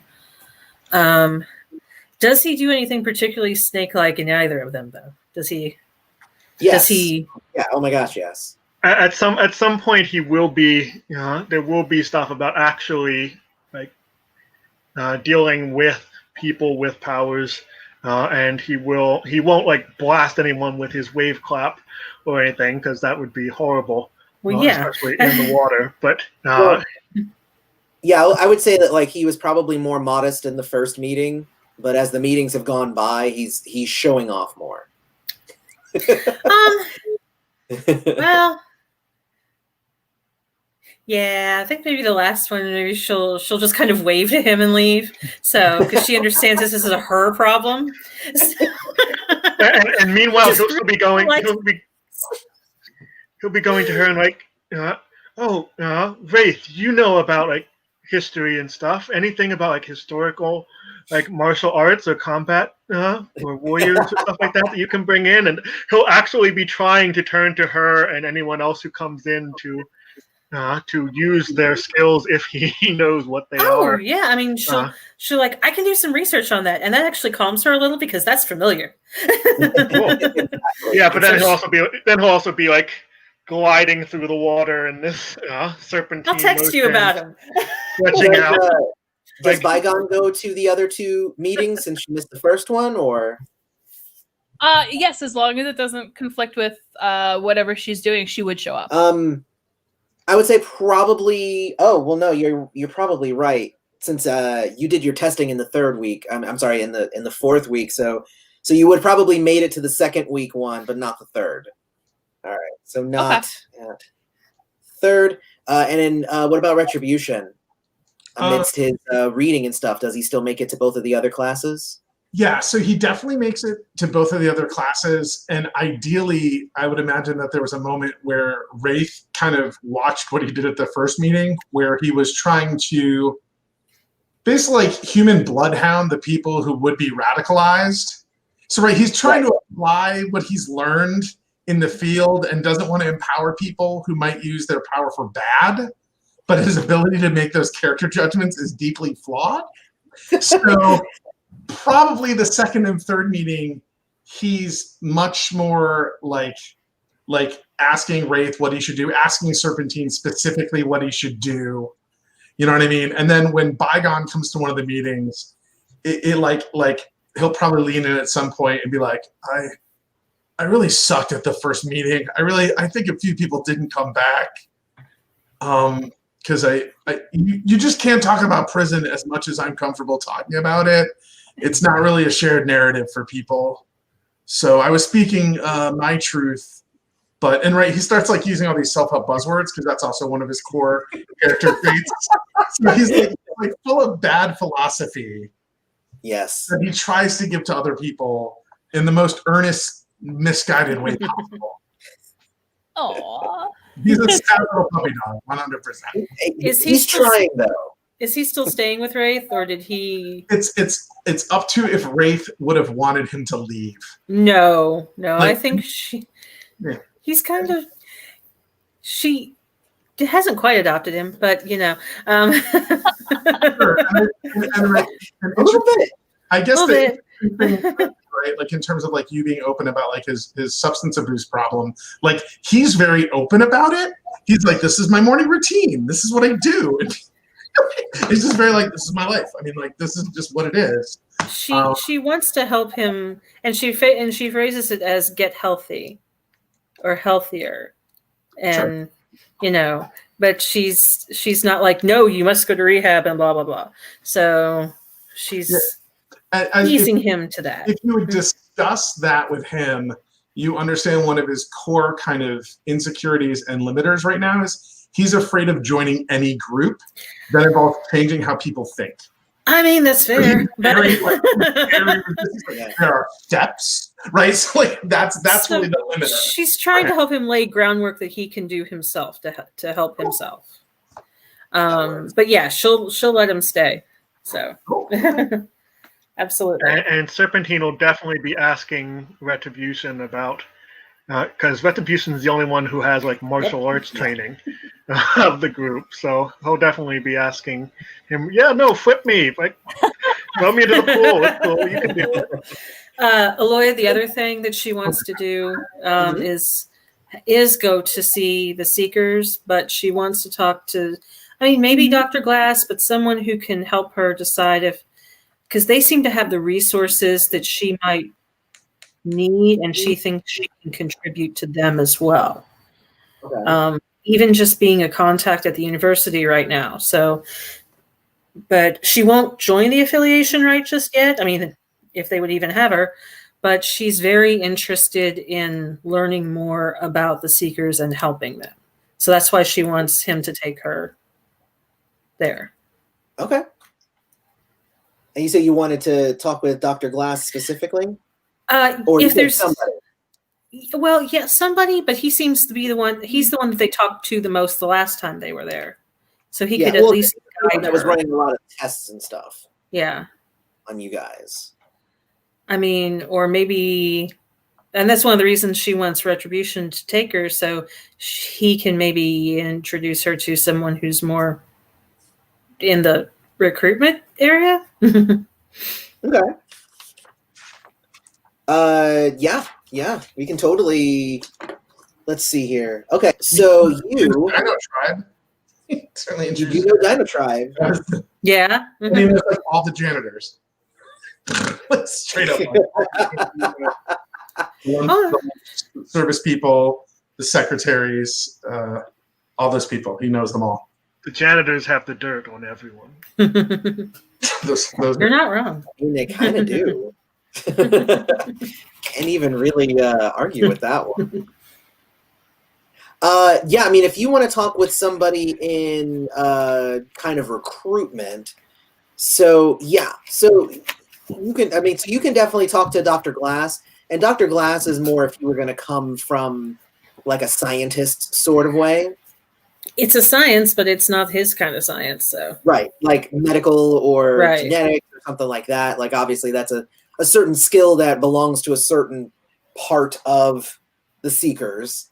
But instead you actually get, Dino Tribe, arranges for you guys to come and meet and all that stuff and, yeah, blah, blah, blah. And obviously if Retribution wants to do another follow-up or something, then he could do that if he wanted to. you should ask him about your ribs. I mean, you could ask him since you said it's mostly psychosomatic. They're like, I mean, we ran a bunch of tests, we didn't really find anything. Yeah, there's nothing wrong with that guy's ribs. There's nothing wrong with you. Yeah, I believe there is a lasting wound drawback that you can take, but if you didn't take it, they're not going to find anything. Obviously, there's nothing wrong with his ribs. So I'm gonna. You actually end up. And it's somebody that you immediately like recognize too when you meet her because she is a celebrity psychic. You actually bought her DVD a long time ago. Her name is Felicity. Is her name Felicity Burrows? But she goes by Arbiter, and she is a pretty well known person in kind of the higher ranks of the Seekers. And she kind of comes at it from not the scientific part, but the mental part, the thinking academic part of it. And yes, she was a celebrity psychic and whatnot, but that was mostly just for making money, basically, for the Seekers. In the beginning, before the Seekers were a government thing, they had to make their money how they could. So a lot of her money ended up funding a lot of the initial foundations for the Seekers. So, and she got all of that from saying, yeah, you're going to have a great life. That movie that you're in, it's going to be wonderful. You should totally do it. Oh, money. Thank you for money. Yeah. Celebrity psychics are funny.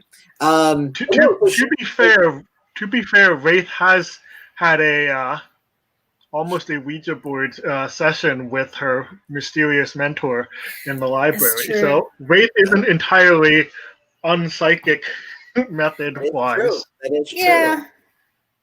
And most people nowadays know that Arbiter doesn't actually have any powers to see anything, but she does have telepathy, which means she knows what you want to hear. So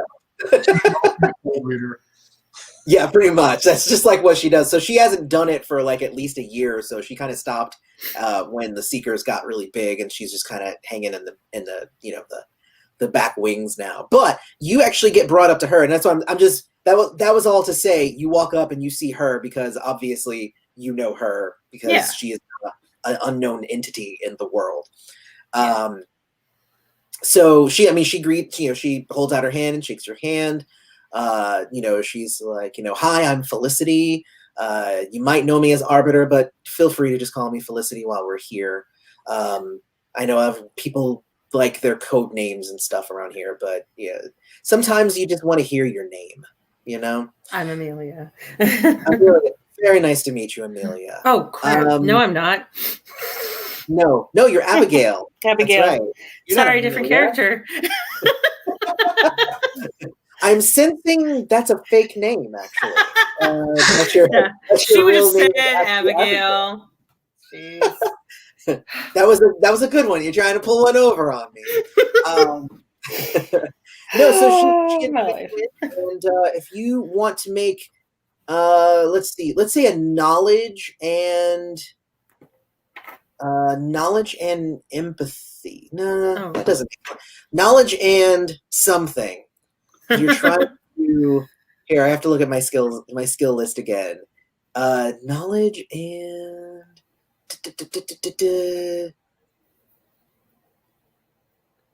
I mean, I guess persuasion, but performance. Knowledge and performance. I mean, I'd be cool with persuasion. What's that? I'd be cool with persuasion. What I'm gonna say is that because I'm thinking performance, because you're trying to be showy, like, oh, here's why you need to hire me, because I'm so smart, and you're making a big show about it. Okay. If you want to do persuasion, you do it at a -3. So it's your choice. Oh, it's not enough to. Yeah, so it's nothing or less than nothing. So, Nothing or less than nothing. performance it is. Performance it is. At least it's knowledge. So I assumed it was knowledge. Well, that's why you're trying to get them to get you to join. So 17. That's 17 is solid for no bonus, essentially. No, that's awesome. The 17. I'm going to say that you make a good impression on her, and she seems like she's kind of impressed. You don't know if that's maybe her just trying to get you to leave or what, but it definitely seems like she's like, oh yeah, she likes you, all that stuff. You can't read mine, so she can read yours. But the meeting goes pretty well. But we'll know later on if you made any strong connections or anything. All right. So did you want to do anything else, Carol, real quick before I move on? I think that covers about everything. If Bygone will let her, she might go back to the block because she has community at the school, and some of them are AMP or pro AMP, but she wants to expand that. Makes sense. So, all right, cool. I mean, Bygone's not gonna stop No, you. The but block she is feels a not little her. awkward there wandering around by herself. So That makes sense. Oh no, yeah, no, but Bygone Yeah. will let Wraith hang out with her. Trinity seems That's to be a totally little fine. on like the young side. She maybe acts a little bit more immature than Bygone does for Wraith's Mhm. taste, but Eh. she's generally okay. She's a bit much. She's a little bit extra sometimes, but that might just be because she duplicates and then there's more of her. So yeah, I know.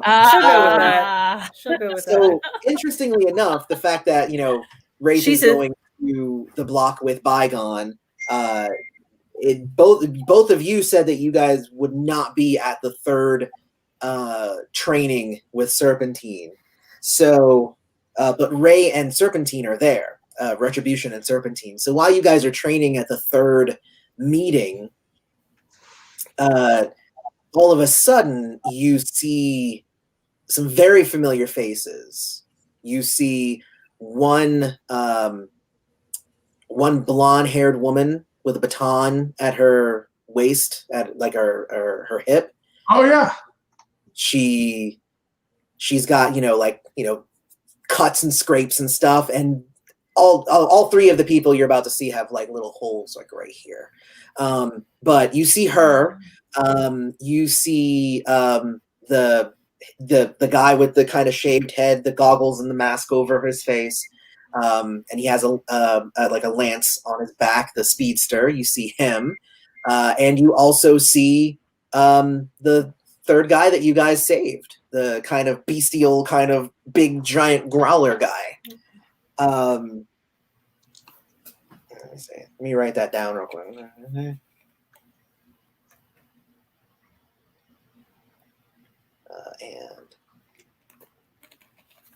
And obviously you would remember these as Radiant, the Lance, and Growler.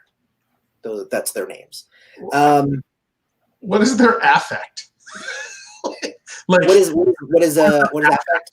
Like what? Like we turn around, they're just standing there, like arms. Well, you kind of like the door opens and they kind of like walk in, and it's funny because like they kind of walk in almost like it's weird, like it's almost in like we're here to kind of crash the party sort of way, like not necessarily like we're here to ruin everything, but we're kind of here to see how everybody's doing sort of thing. Like Radiant's just like, I found a flyer, so I'm here to get taught how to fight. Like that. Retribution will look over to her and he'll be like, "You're not here for trouble, are you? Because I don't want to beat your ass again." Straight up, he's like, "I don't want any." She immediately glows like with a bright light that it's even hard to look at her. And there's other people here, lady. Yeah, and like most of the saps are actually probably everybody. I don't think anybody probably the group is like 50, 60 people. But they're all like, oh, like immediately. But the guy with the mask, the lance, he's kind of just like, calm down. I mean, it's like, will walk over. What's that? He'll walk over to them when he can. Well, well, he gets her to calm down, and her brightness goes away, and it's okay to look in that direction again. So, she says, "No, wait." He says, "No, we've come in peace. There's no need for any additional violence." Great, but we are. What's that? Great. Yeah, he says, but we are here to see if you have made any progress here. We're here to see if you've made any progress. I'm glad you're able to come. I say, pulling myself out of the water. And he says, Growler told me that you saved him. Yeah. So obviously, if you saved him, you must be good people. Yeah. We are. It's like Retribution's looking around, like at all the people now are probably staring in that direction, like really awkwardly, and he's like, "Can we talk about this later? Like this is like it's really weird." He's turning the. He says, "No, we're here. We're here to help. Point us to some recruits. Let's test them out." awesome. Yeah, I'm trying to do. Trying to work on escaping, grappling, kind of stuff to get out of someone's hold, to do the jabbing elbows into their gut to have them to break them off you, all that kind of self-defense kind of things. If you guys are able to use your powers, we'd do be careful of the wet floors when using super speed, but we're let's if we can, and if it's okay with you guys, we can definitely do some more dealing with helping the saps and amps here to deal with combat with well-trained combatants. Yeah. Yeah. And there are people who like ask them for their autographs because they were technically members of Track Elite, even though that program is not necessarily still in effect anymore. These particular amps have become kind of household names. Less so Radiant, but Growler and the Lands kind of. So I mean, they mostly say like, we'll wait till the end before we sign any autographs, and they let Radiant just kind of go hang out on the bleachers, like in the seats. They don't let her fight unless it's fighting time. So she has the bloodthirsty drawback. So if she starts, she can't stop. So that's kind of just her thing. So the other two of them, they actually help, and you actually see that they're pretty good teachers. Growler is, really kind of teaching people how to like handle somebody who's big and brute. Whereas, the Lance is actually teaching people how to fight, against weapons, that sort of thing. So they do help out pretty well. And then after the meeting, when everybody's kind of leaving, they sign a few autographs and whatnot. I'll even chime. I'll even occasionally ask Radiant if she has any suggestions for dealing with like bright lights when you're fighting, because that's something that we kind of have in common between our powers. Yeah. Like she says, she probably says something very inappropriate, like if something's really bright in your face, don't be a fucking pussy about it. Like something like completely inappropriate. And anyone else have any input? Yeah, exactly. Like the entire time, like while they're teaching people, anytime one of the students does something wrong, she's like rolling her eyes. Like she's just like, she is so above everything that is happening here, but she is here because her friends are here. So I think at some point Retribution will uncomfortably, without realizing it, kind of lean into either Growler or Lancer, whoever's nearer by, when she kind of does that, and be like, has she ever tried pot? I mean, it's natural. She's got to relax. I mean, I wouldn't recommend like the heavy stuff, but like yeah. I mean, that neck thing you guys had on that was making her terrible. No, it's not. That's her. Growler says like you don't want to see her on pot. She gets the paranoid. Oh, the paranoid thing. I heard about that. That sounds So yeah, we have tried that. It does not make things better. Most people like will just be like, this is so good, but she gets the bad part of it. No, it doesn't click in everybody's brain. I had a friend like that too. And then he So, goes back to like being distant and like and heightenedly vigilant. yeah. Like he forgets for a moment. But Growler's good. Like I assume, I'm assuming that Growler answered that, because Growler would be pretty frank with you because again, like you saved his life. Lance probably would not have answered you. He would have been like, "That's private," Cool. If you would have asked him. But like you can already see that there's like a rapport with Growler there, Cool. between you guys and Growler. So yes. Okay, so after the meeting, like I said, like they sign a couple of like autographs and whatnot, but they kind of go over to Radiant. They start kind of like they kind of converse amongst themselves, but then they eventually, invite you two over into their kind of circle that they're discussing. Right.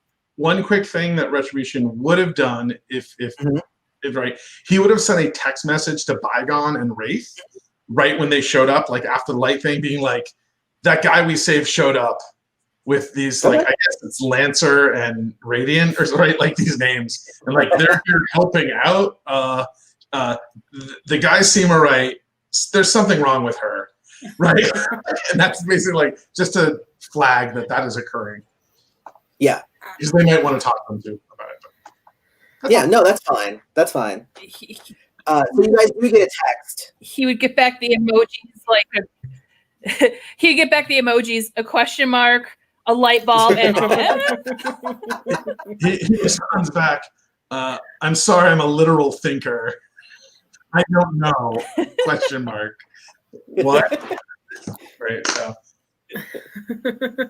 he's inviting you to show up if you want to. That's all. Yeah. But they invite Retribution and Serpentine over into their like little circle that they have there. And they say, well, we have essentially come to you for help. We were hoping that you would still be in communication with, I believe the name was Wraith. Yeah. We are. She's been here at a couple, but she had other plans today. Okay. Yeah. Well, we have a mission that we're hoping that you will assist us in, because it's not something that we'll be able to do with just the three of us. We'll need, quite a few amps on our side in order to make sure that it goes off without too many casualties. This would be the Lance talking. The Lance always talks in terms of, mitigating death and stuff. Like we need to make this and this and this happen so nobody gets hurt. That's how he talks. So that's essentially what he's coming at. He's like, we have a mission that we need to do. We would love your assistance, especially your friend Wraith, who we know has the power of intangibility. It is one of those rare powers, but it is kind of important for the mission. So are you still in communication with her? Yeah. I sent her a text when you guys showed up. She didn't send back any emojis. Wonderful. Okay, what are you doing? What's the mission? I'm sorry. Can you talk about it, or is it? Well, I mean, it's just us here. So, is this place secure, or? There probably are echoes, and I'm not sure if anyone's in the locker room. After the training session, but we can probably go. Let's see. I could probably get us into Wraith's office, her old boss's office. Okay. Can you? You can. I mean, we can break the door down. Yeah. I can pick the lock and we can break it if you want to get in there, or not. I mean, we can talk here. I don't care. Maybe just a classroom or something like that. I would say cut there to wherever the next meeting place is, and then they'll fill you in on the mission. So where do you want the meeting place to be? We've ordered a pizza, and we're in. I I think we're in a classroom. Okay, It's a that class. sounds good. All right. And I'll say Bygone and Wraith are there as well. Like they waited until you were all there. Okay. So are you guys, how do you guys respond when you see the three of them? Like, is there any weirdness or anything like that? Well, depending on how much they told us, because Retribution was like, well, the guy we saved, they're helping us out. And so that sounds good, and she is under the belief that those collars did a lot to guide their actions. Yes, she doesn't know that Radiant is just like that, but I'm sure she'll find out soon. Well, and if you recall, actually, Wraith and Bygone wouldn't have seen it, but Serpentine and Retribution did. And that is that when Radiant was knocked out, the lance threw Serpentine against the wall, said, "Just stay down," grabbed Radiant and got out. Yeah, so she's so not so you guys didn't, scared. the other two did. So I mean, the lance obviously is not there to hurt people, Right. So she's not scared. She's just kind of wary, just like, hey, I believe like Bygone and Wraith didn't really see too much of that fight anyway. Really. They were in the other room, so Bygone would be like, "Oh, so it's the dude that got knocked out." Okay. there'd be no other things that'd be going across her head. Yeah, I got you. And if we'd taken the time to order pizza while Retribution was taking the time to order the pizza, Serpentine was like, "Oh yeah, add extra cheese," and then it was like, "Okay, so we're going to talk with these three Track Elite agents.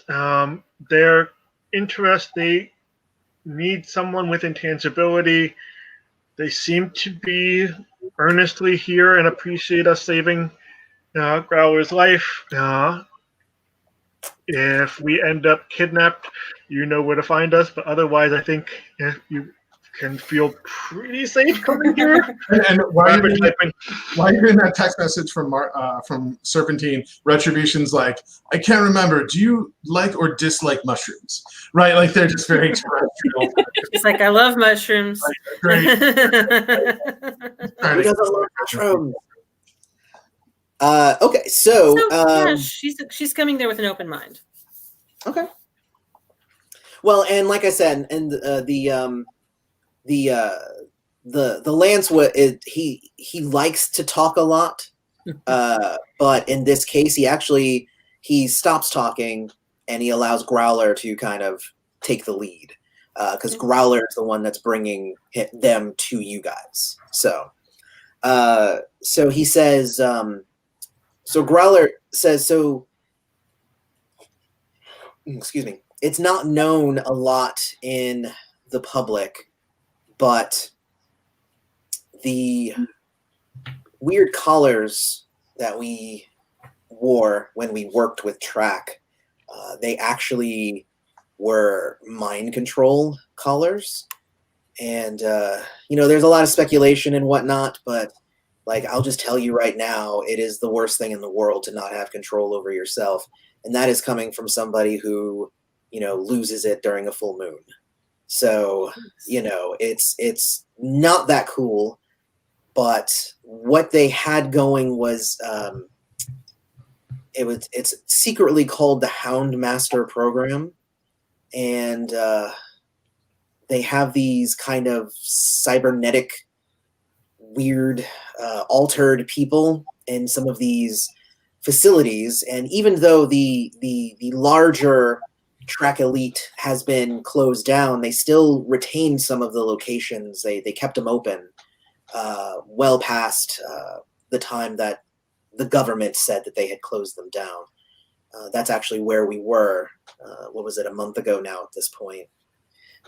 That's where we were. We worked for them, and they were kind of stealing amps. But they weren't really making any new hounds, which is weird. So I don't know why they were capturing more amps. Why would you do that if not to have more hounds? But I wasn't really in a position to ask questions. But all of that is to say that I'm here and I'm asking for your assistance. You guys saved me, and you didn't have to. I could have died in the explosion in that prison.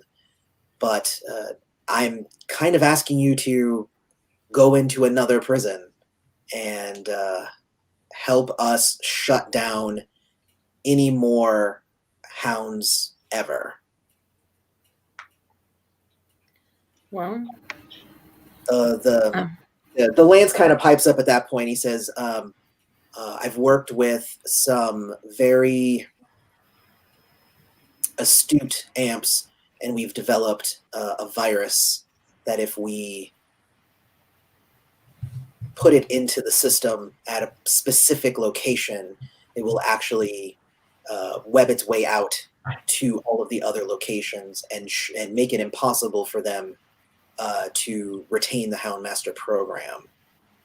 He says, however, it is deep underground behind impenetrable walls. what about the power dampening that's usually in those facilities?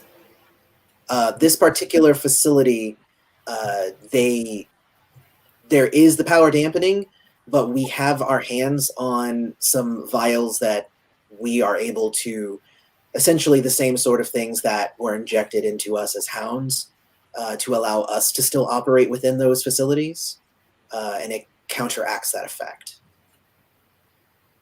Okay. Is it available for me to use so I can get in? Yes, we have some, yes. That was my biggest fear, was that I wouldn't be able to use. The only route that we have seen that we as a group can get in. Like, we can get in, but it's almost impossible to get to the root, like the servers, without the power of intangibility. Is this a thing, like, does the U.S. government know you're doing this, or do they not know you're doing this?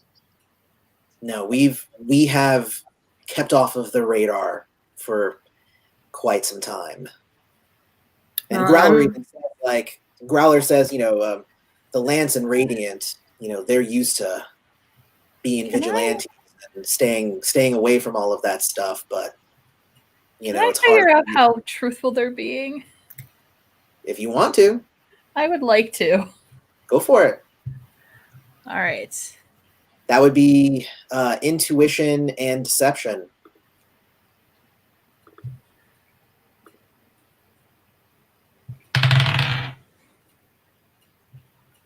$27. 27. Growler is being earnest. It's a little difficult to get a read on the Lance and Radiant, mostly because the Lance's face is almost entirely covered, and Radiant is basically not talking. She's just kind of like making faces at people. Okay. So I think as they said that, and then Retribution will be like, I have a record, and if I get arrested, it's going to be a big problem for me. So if it needs to be done to free people from bondage, and that's what you're saying, and if this can stop other amps from being kidnapped like we were, that's what you're saying, right? Like that's what this is? What we're doing is we're going to shut down. Yeah, essentially, yes. What you're saying. They're shutting down the program that would require them to kidnap us. Right. And I'm firmly on the side of mind control bad. So, yeah, I'm in. Do you happen? That's awful that you had to go through that, dudes. Do you? I agree. That can't be allowed to happen, even if it puts us at risk while we're doing it. But do you know anything about what they put in us? Those little chip things, and the tests were.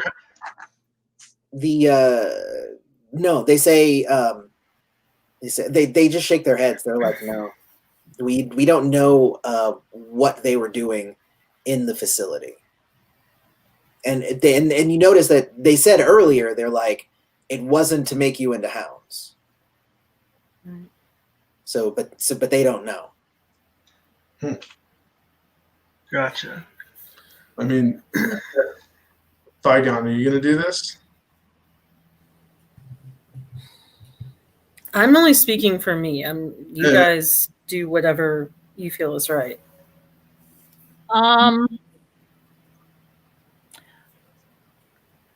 I feel like this is important. This needs to get done.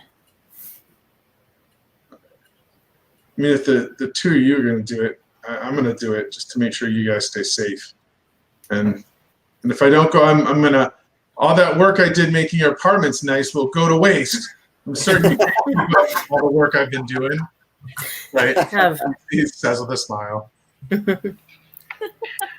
Like, and then he'll pointedly say, I'm like, all right, I'm in, but I want to warn you, all I'm good for, and then he'll look right at the Radiant and be like, is kicking ass. And then he'll smile at Growler like he made a hilarious joke. It wasn't hilarious. It wasn't that hilarious, no. No, he wants it. What does Serpentine say? Yeah.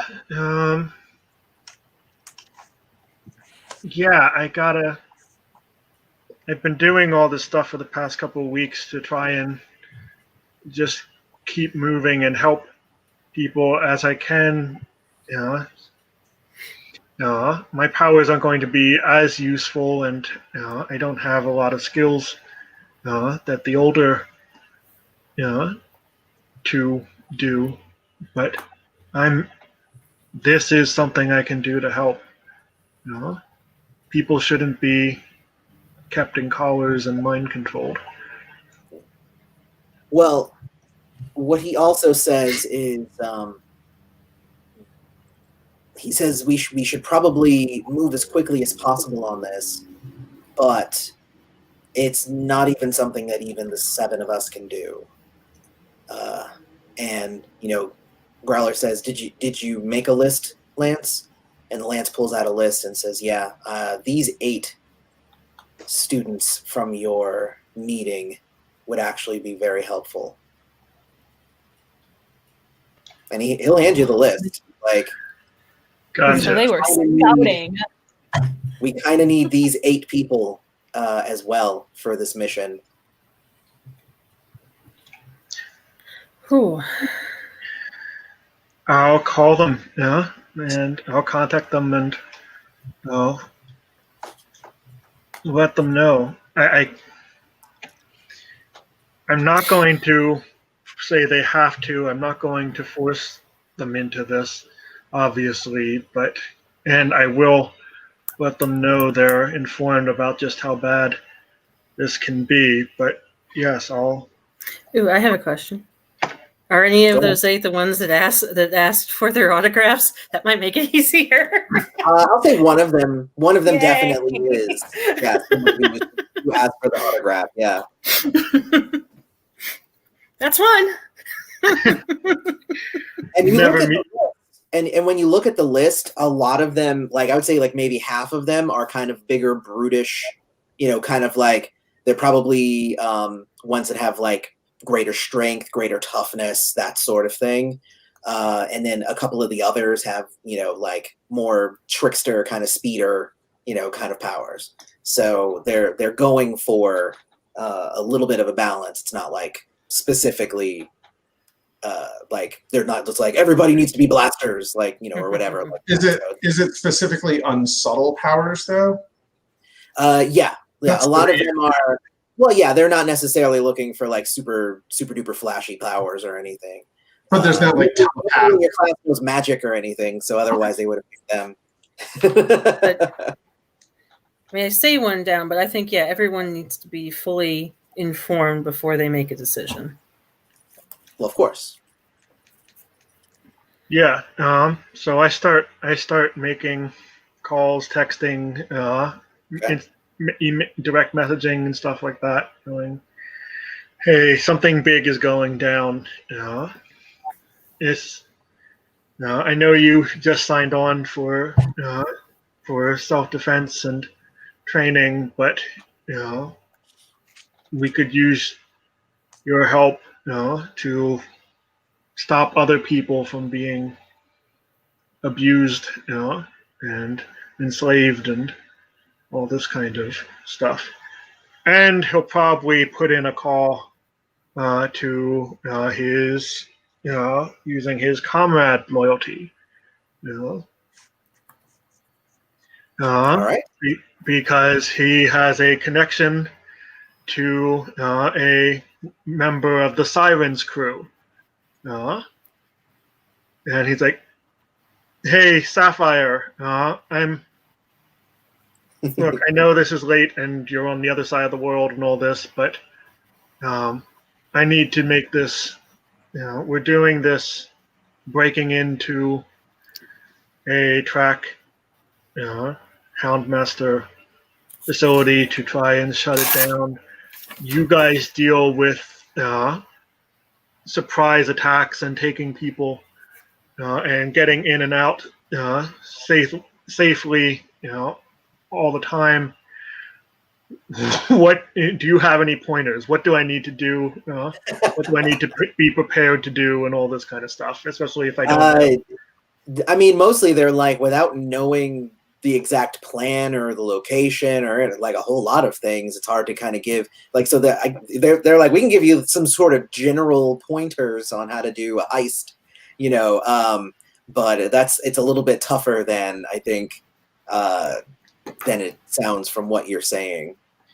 So yeah, I'm grasping at strings, but I thought. All right, so what I need for each of you to do is I need each of you to make a roll. It's going to be a persuasion. Let's see, persuasion and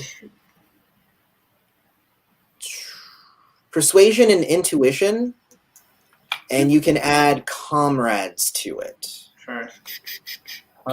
Retribution got a 23 and rolled a 20. Ooh. This is really, when he telemarkets, he's very strong with them. Face to face, terrible. So just to let everybody know what's happening. So you rolled a natural 20, right? I did. Nice. Yeah. Okay. Essentially, what I'm saying is that there's 8 people who they need to come, and each of your rolls is going to dictate 2 of those. On a 10, you're able to convince 1, and on a 20, you're able to convince both of them. In terms of Ray getting a natural 20, that means that if one of you doesn't get the second one, he'll call him up and be like, "No, but seriously, you need to come," and then they'll come. No. He's going to make up for one of you guys if you guys don't get a 20. Okay, well, I did, actually. Okay. There you go. And that's a 26. So Did you roll a 20 as well? I did. Oh. You were doing that, and I rolled, and I was just like, holy fuck. Well, then that means Martin and Crystal, you guys only need 10s then. I got 22. Wow. So this is going to, I'm about to roll. This is not going to be great. I've got like a bonus of +3, so let's see. Oh no, you call them and they're like, "No, Retribution already called me." We already got So that's all of them now at this point. So okay. Well, good, because I rolled a 5, so that would be So at a certain point, Aloy, if it's all right, I wanted Retribution to be able to have a scene with Bygone. It's like a quick thing. That's fine. So like as Serpentine kind of starts doing all this thing, Retribution kind of comes up to you and he's carrying like his backpack, and he always has this backpack on. It has like bad new metal band patches on it, and like it has a lot of that going on. And he's like, "Here, this is for you." Wraith goes through walls and Serpentine's body's all freaked up. It's just, it's creepy as hell. And he opens up his backpack and he throws a Kevlar vest to you. Nice. And it's like, "It's for you. You don't want to get shot or stabbed." No, this is fantastic. Thank you.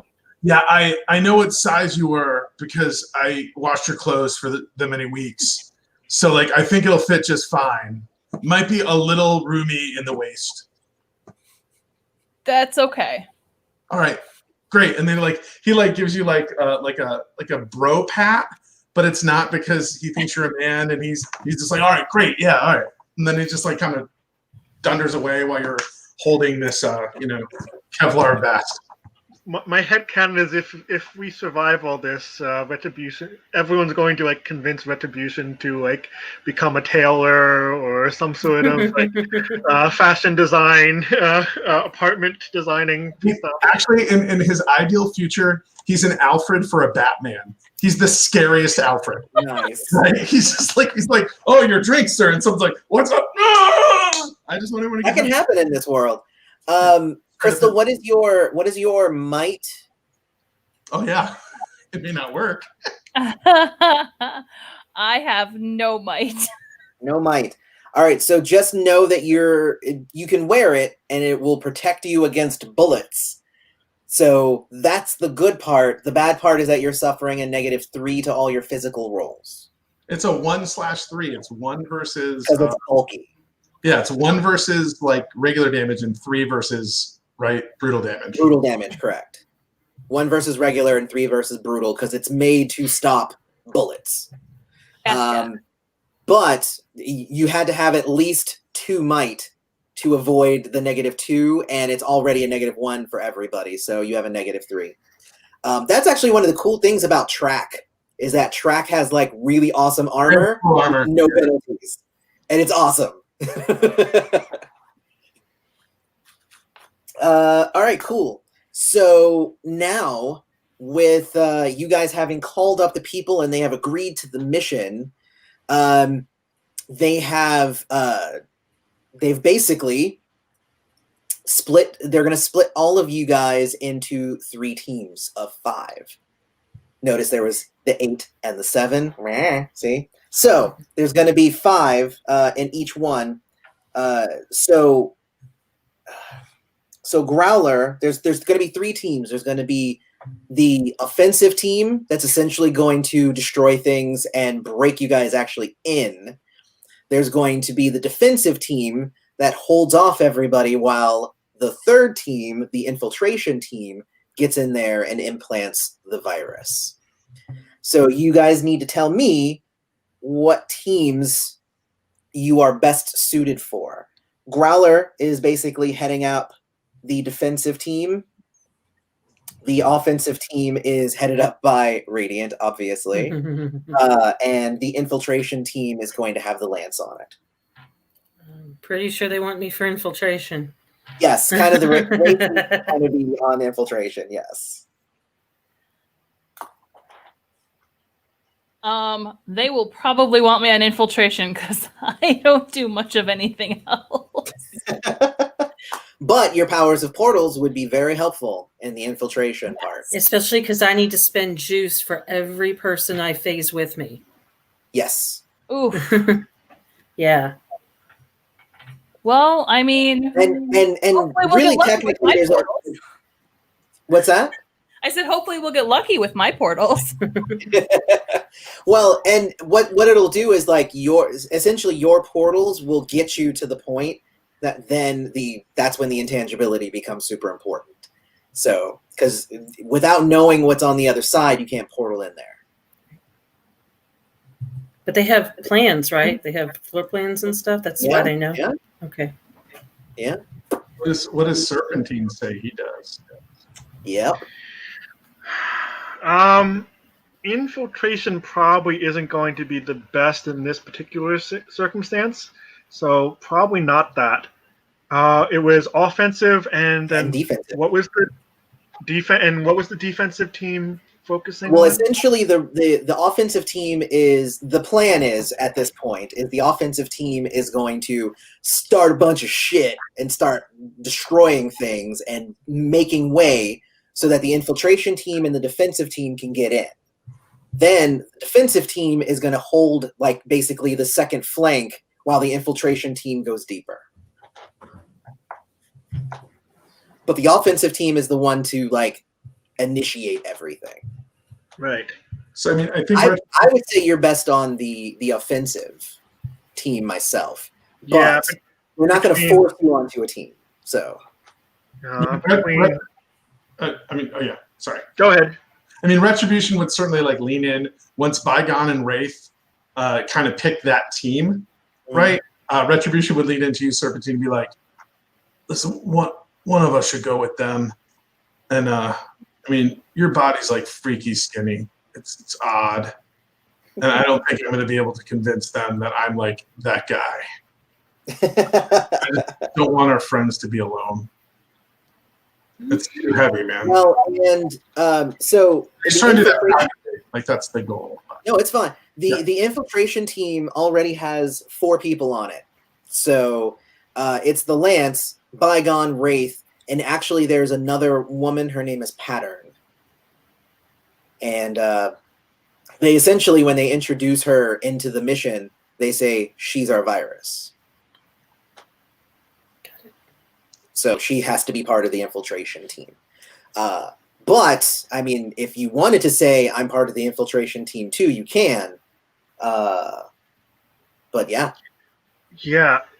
Most of my powers are mobile and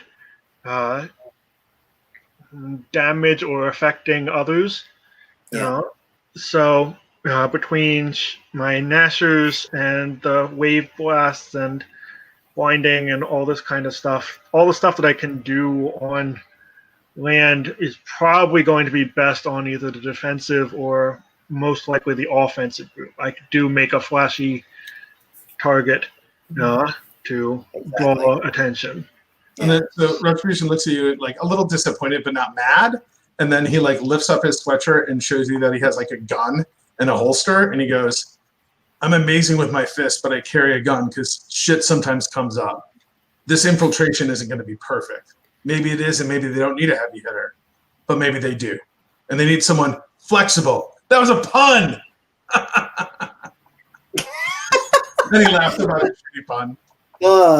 So it's I'm laughing at how bad it was, yes. Good. All right, excellent. All right, so then you want to be part of the infiltration team then? Well, it's Retribution is trying to get Serpentine to do it.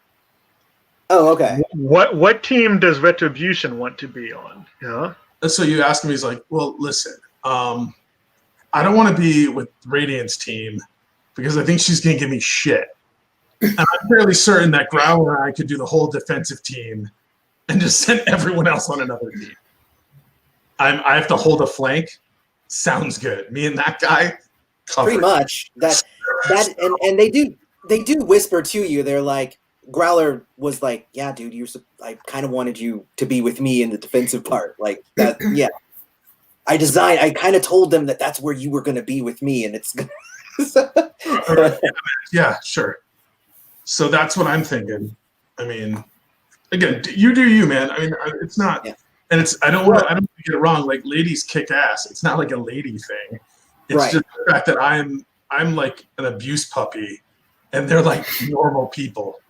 Well, I guess the question then becomes, with Wraith and Bygone, do you guys say, yeah, you're right, somebody probably should go with us, or do you go like, nah, we got this? Like, are you gonna? How do you respond? Will not make someone go with you, right? Like if you're like, we got this, he's like, all right, shit, right? Yeah. I don't want to be rude about it. Who cares about the deal? Bygone would be like, no, we've got this. We totally have this on lockdown. All right. Well, and they even say like they can send in like one of the amps that's really good, one of the other extra amps that's really good in like physical with fighting and stuff. They can send that one in with them, just in case you're scared for their safety. The Lance is there, like he's there to help protect them as well. So, and the Lance can throw down. He's not like the best, but he can throw down somewhat. Yeah. I have a particularly gnarly power I can do with, or trick I can do with my intangibility. It's not nice. It's the knockout. Oh yeah, that's the one where you reach into their body and you just squeeze, and then it like their body goes into shock. Yes. Yeah. I hope to not have to do it, but yeah, I can. And while I think Radiant's really capable, and I want to be there for my trainees, from the Waves class, I do think someone should be on her team who also cares about human life, to Yeah. help Well, them from taking too many casualties. the Lance very much does. So. Right, but he'll be in infiltration, so I'm saying I should be. Which team are you saying? Oh, on Radiant's team. On the offensive. So I should be. Defense, okay, you can put somebody on there. I'm not promising that they'd be able to stop her, but yeah. So yeah, that's actually why the Lance likes to stay close to his friend, because she goes off the deep end, and she beats the hell out of people, and he's got healing powers. Well, so I'm at home in the deep end. So yeah, I think I'll be on the offensive, Retribution on the defensive, and Bygone and Wraith with the infiltration. Very cool. I mean, and essentially, I just wanted each part of the plan to have at least one of you guys in it, because then there's stakes at each of the different ones, and it's not me rolling for NPCs, and then like a bad roll means I've just screwed you guys over. You guys can make the bad rolls to screw yourselves over. I don't want to do it. All right, so self-sufficient that way. Exactly. All right, so just to kind of because we're not going to go in depth every roll and whatnot. We're running low on time here. So so this is going to go in 3 different phases, though. The offensive team, the facility is sadly a track facility, and it's one of the oldest ones. It's right outside Chicago, and it's a hidden one. So it's like basically they know about it because they were members of the Hounds, but actually almost no one else knows about it unless they work there. So what the plan is the offensive team is going to go and start wreaking havoc, start destroying things, and start taking out a lot of the track agents that would stop anybody from going in. Then the defensive team would be there to shield from any additional attacks. Track is known for having reinforcements, and it is not known whether they might even have some track elite there on site or not. And then the last phase would be for the infiltration team to actually make their way in and allow Pattern to do her thing. One thing, since I don't have a super suit, I was thinking, she's basically got boots and some thick jeans, a leather jacket, stuff like that. She doesn't have Kevlar. She doesn't really want any. Makes it so real. And gloves. So just she's not suited up, but she's trying to be prepared. Right.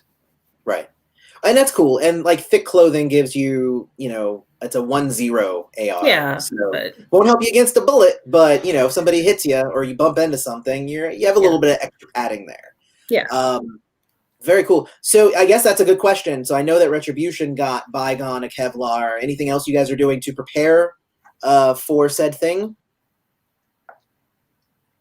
I mean, I think if there's the montage of preparing, Retribution is hyping up his friends, right? and being you got this, trust your gut, you got this far, right? He's just very self-help mantra-y. The entire time that he's like, does anyone need a gun? He's like, wait, you use a gun? I'd like to learn how to use one first. Yeah, all right. Yeah, no. And so he's just being super positive. Right. That's actually another question. Is there any way we can maybe try to gain extra juice before we go in? Drugs? I mean, getting hyped up is maybe one way, I suppose. Drugs. Oh, okay. That's how you do it in drugs. Yeah.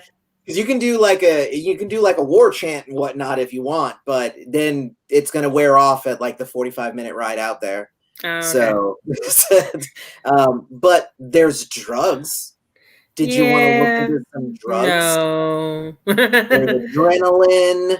There's let's see, what's good ones? Adrenaline. I believe cocaine is good. Cocaine is good. I'd rather look for cocaine. Yes. Who's eating them? But yes, that isn't one that does a job. You can also take some Warpath. Does anything? Go ahead. Does glucose do anything? Not listed. It's It's something for the next book. adrenaline. So Right. I don't know. I don't actually know that much about glucose and where that would fall. So It's more blood sugar, so but it Yeah. like yeah, up your blood sugar Less to blood sugar, get more- moving. So yeah. Now we yeah. The I'm trying to look for uppers, and I think as far as uppers, it would be pure adrenaline, cocaine, or Warpath, which is that's a drug. Yeah, no. How are we getting there? Like, There's a few Jeeps. They have a few Jeeps that they're going to be driving there. Okay, I was just asking. And actually, one of the amps that they specifically requested actually has power over sound, and that is to silence the Jeeps in their approach and whatnot, so that they're not detected. Nice. So, Yeah. does anybody want any drugs? I mean, I would assume the drug addict would want some drugs. No. No? he doesn't use uppers. That's true. You don't use uppers. That's right. Bag. So, just if anybody's interested, so Warpath. Let me see let me see what Warpath does. Makes you volatile and irritable. You have the urge to destroy everything and harm everyone. No. Let me see. Oh no, so that's like a lot of saps and stuff, and they start going crazy. But Warpath actually ups any juice that you would gain. So +1 for any time you would normally gain juice. So like anytime I would say everybody gets a juice, you would get 2. So then you get hit. Oh, that's instead of 1, you get 2. Instead of 1, you get 2. Instead of 1, you get 2. So essentially, it just makes it much faster. Let's see, cocaine. Cocaine doesn't look like. Actually, it doesn't look like it gives you any juice. Oh no, any amp who takes cocaine gains 1 juice per dose, but also feels invincible, taking almost any dare and facing any foe without a moment's worry. So you become reckless. And then adrenaline needles, obviously, you cause damage to yourself, but you just have a full dose of juice. Whatever your max juice is, you have that. But it's an adrenaline needle right into your heart, and it damages your body to affect it that way. So, but if nobody wants any drugs, that's fine. We can move on. I'm just saying that those would be some good options if you did want some. And I'll say probably Radiant's taking some Warpath. I was gonna say that was my one question. Are we in the Jeep? Is that what gives her her sunny disposition? Are we in the Jeep with them? Like, are we in the Jeep with Radiant? I'm going to say actually the 3 Jeeps are the 3 teams. Gotcha. Cool. Yeah. So that would mean that Serpentine is in the Jeep with Radiant while she's taking her Warpath. I don't think I will. So right into the vein. That one you can't sniff that one, sadly.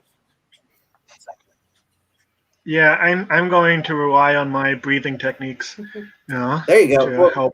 Yes. Well, then, yes. The answer to the question is, can you do anything for extra juice? Yes, Martin can. So Martin gets the extra juice. Atlantis! Cool. That's the thing Atlantis gets is like breathing exercises. You prepare your body and you get the extra juice just because you did it. Oh yeah. Oh no. Atlantis is great. All right. Cool. Well then. Let's get started then. The offensive team, we have and I'm going to have 3 major big roles here that you guys are going to need, and you guys are going to also describe it to me based on your role. We'll see what happens. So Serpentine, you are going to be in control of the offensive team, and that includes Radiant and probably like a couple other blasters. Probably that sound blaster is probably part of the offensive team. I like that. So the first one is when you guys roll up on the gates, you have to destroy the gates. How do you guys do that? And make a roll. Okay. Hard solid gates are going to be tricky. I don't want to ram. I don't think I want to ram into the gates with the vehicle. That's probably a last resort. Oh, Lloyd, do we have access to the resources of our other team members when we describe this? What I will say is yes. Again, if you want, so basically, while we're describing the scenes, if you want to say this member of the team has this power and he does this or she does that, then that's fine. Okay. Whew. Yeah, I guess if I'm going to be taking, yeah. So Radiant can fly, right? Mhm. So she's going to fly over the gate. But the idea is to break down the gate and start the initial attack so that the other 2 Jeeps can just ride on in without being affected And by the chaos happening. right. Just to be sure, does my wave clap, would that affect it? Or it says Yeah. it's water or air hurling towards an opponent. The force of this attack shatters bones and causes massive internal bleeding. It doesn't really talk about environmental damage. I mean, it still does damage, though. So, Right. yes. Yeah, you can totally just use it on the wall. It's just, if you use it on a living thing, it does crazy things to them. But, yeah, you can totally use it on a wall. Cool. So, yeah, Okay. I definitely want to do that. All right. So Serpentine gets himself on the hood of the Jeep as it's barreling towards the gate, and he just and sends a shockwave of energy to the wall. Go ahead and make your roll. Awesome. So that's Aquatica plus marksmanship. Aquatica is 7. Marksmanship is 3. Plus I 10, don't it's think already looking really good. Yeah. And that's a 9. So 19. And I suppose I can use any loyalties to boost that up, like perfection or something. Not in this case. Yeah, I was really hoping you were going to get that 20. Let's see. There has to be something you can do for it. Again, no gifts. Success consequence? I think that is actually a thing in this game. Actually, Is it? I wrote it into some games, and other ones it's like a thing I just do. Sure. but- I practice. Let's see. So there are near. I mean, if it's not, you have Empire 5 coming up. Yeah. No. It's called near successes. If you get it, if you lose it, but you're within at least 5, then you can have a near success, which is you achieve your goal but with a consequence. So I'm going to say that you definitely are able to, you slap it and the gate falls down, but it doesn't open necessarily. It just kind of falls down, which means when the Jeeps are trying to roll over them, the tires get punctured and everything. And especially at this first one that you guys are in, that was going the fastest in there. So it like hits the thing and starts flipping. The tires are all out. Again, Radiant is fine. Can you make a roll to see how your other 3 companions do in said encounter? I assume you'll be fine because you can survive any falls. Right. Really, we just have to worry about the people who are with you. So would that be like an athletics and Travel? What? Yeah, let's make it athletics and travel. That sounds great. I just love the travel skill. Does that rely on my bonuses, or do Yeah, they let's have? make rolls.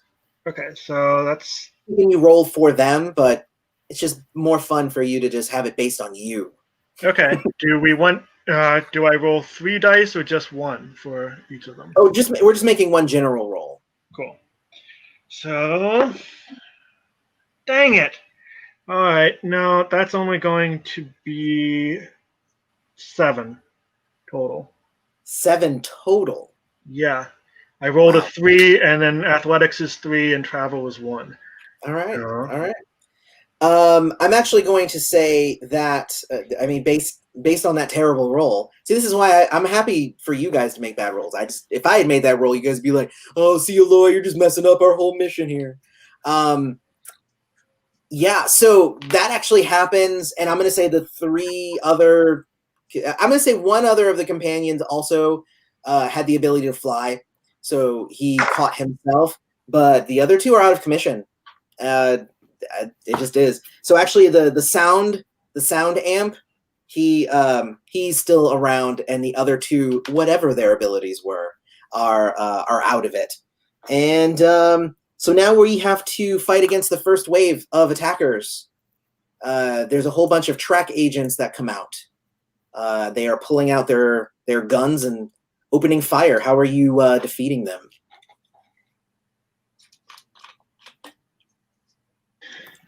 a whole bunch. Yeah. So as an example, Radiant starts to glow really bright, making it harder for them to see her. She also is like just flying really fast, so the bullets aren't necessarily hitting her. And she's just clobbering as many of them as she can. Actually, yeah, I'm going to kind of follow her. Is she blinding them?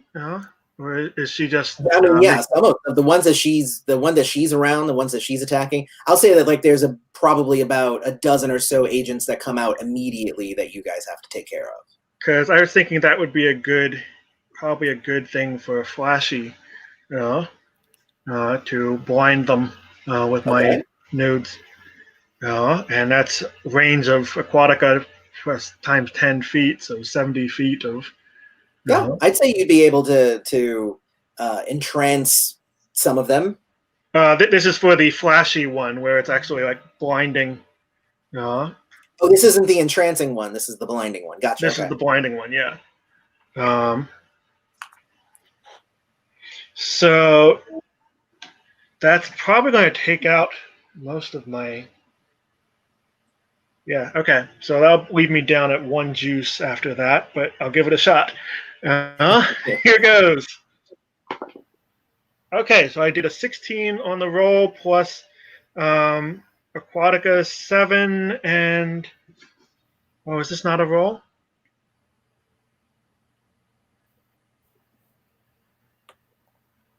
This is not a roll, is it?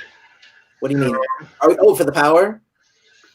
It says that. Oh, the check is just core ability. It says.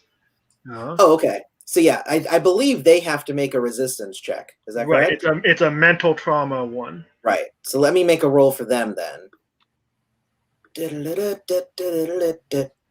I rolled a 4, so you definitely got them.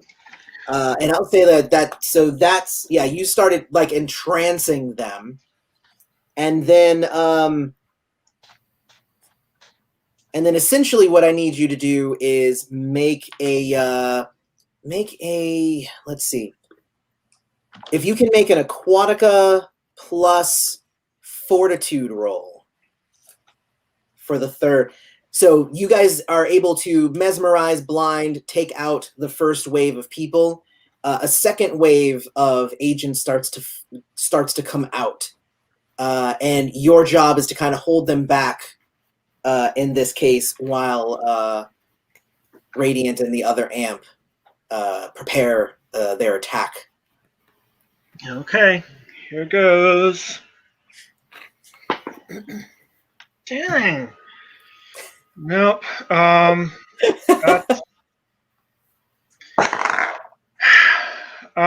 So that Aquatica is 7 plus Fortitude is 1. So and I rolled a 5. So 8 plus 5, 13. That's 13. That's at Yeah. least a 10. That's better than I think the majority of the rolls you've done this session. Most of them. You keep landing at like 9s. Yeah. So what ends up happening is the other agents come out. You start kind of like swirling water and lights and stuff all around you to protect yourself. And Radiant like zips upward and creates a sonic boom kind of effect.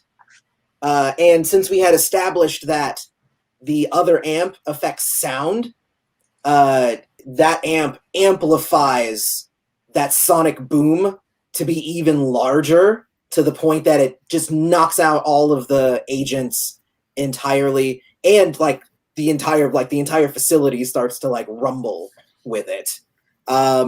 But that means that you're actually going to take 3 brutal damage, though. Sorry about that, because your roll wasn't necessarily as good as I was hoping it would be. You are affected by the sonic boom.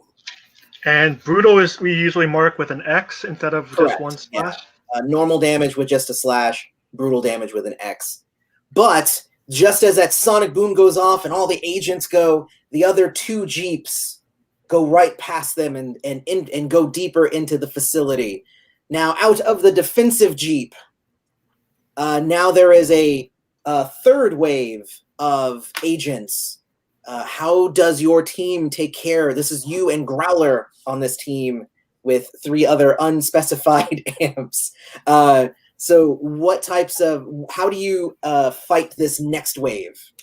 So I think Retribution will turn to Growler and be like, I wonder who could take a bigger beating, right? And he just kind of like wanders off in that direction with his like arms held out wide, right? This like super skinny guy. And he's just like approaching them.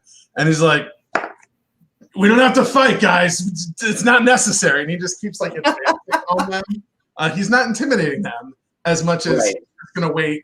And then I think he'll use his super initiative to, if they start shooting at him, like, but right before they start shooting, he'll like jump the gun and get like up in their mess and then just start MMAing all over them. Like, and, I love it. And ideally, have you seen the movie Serenity?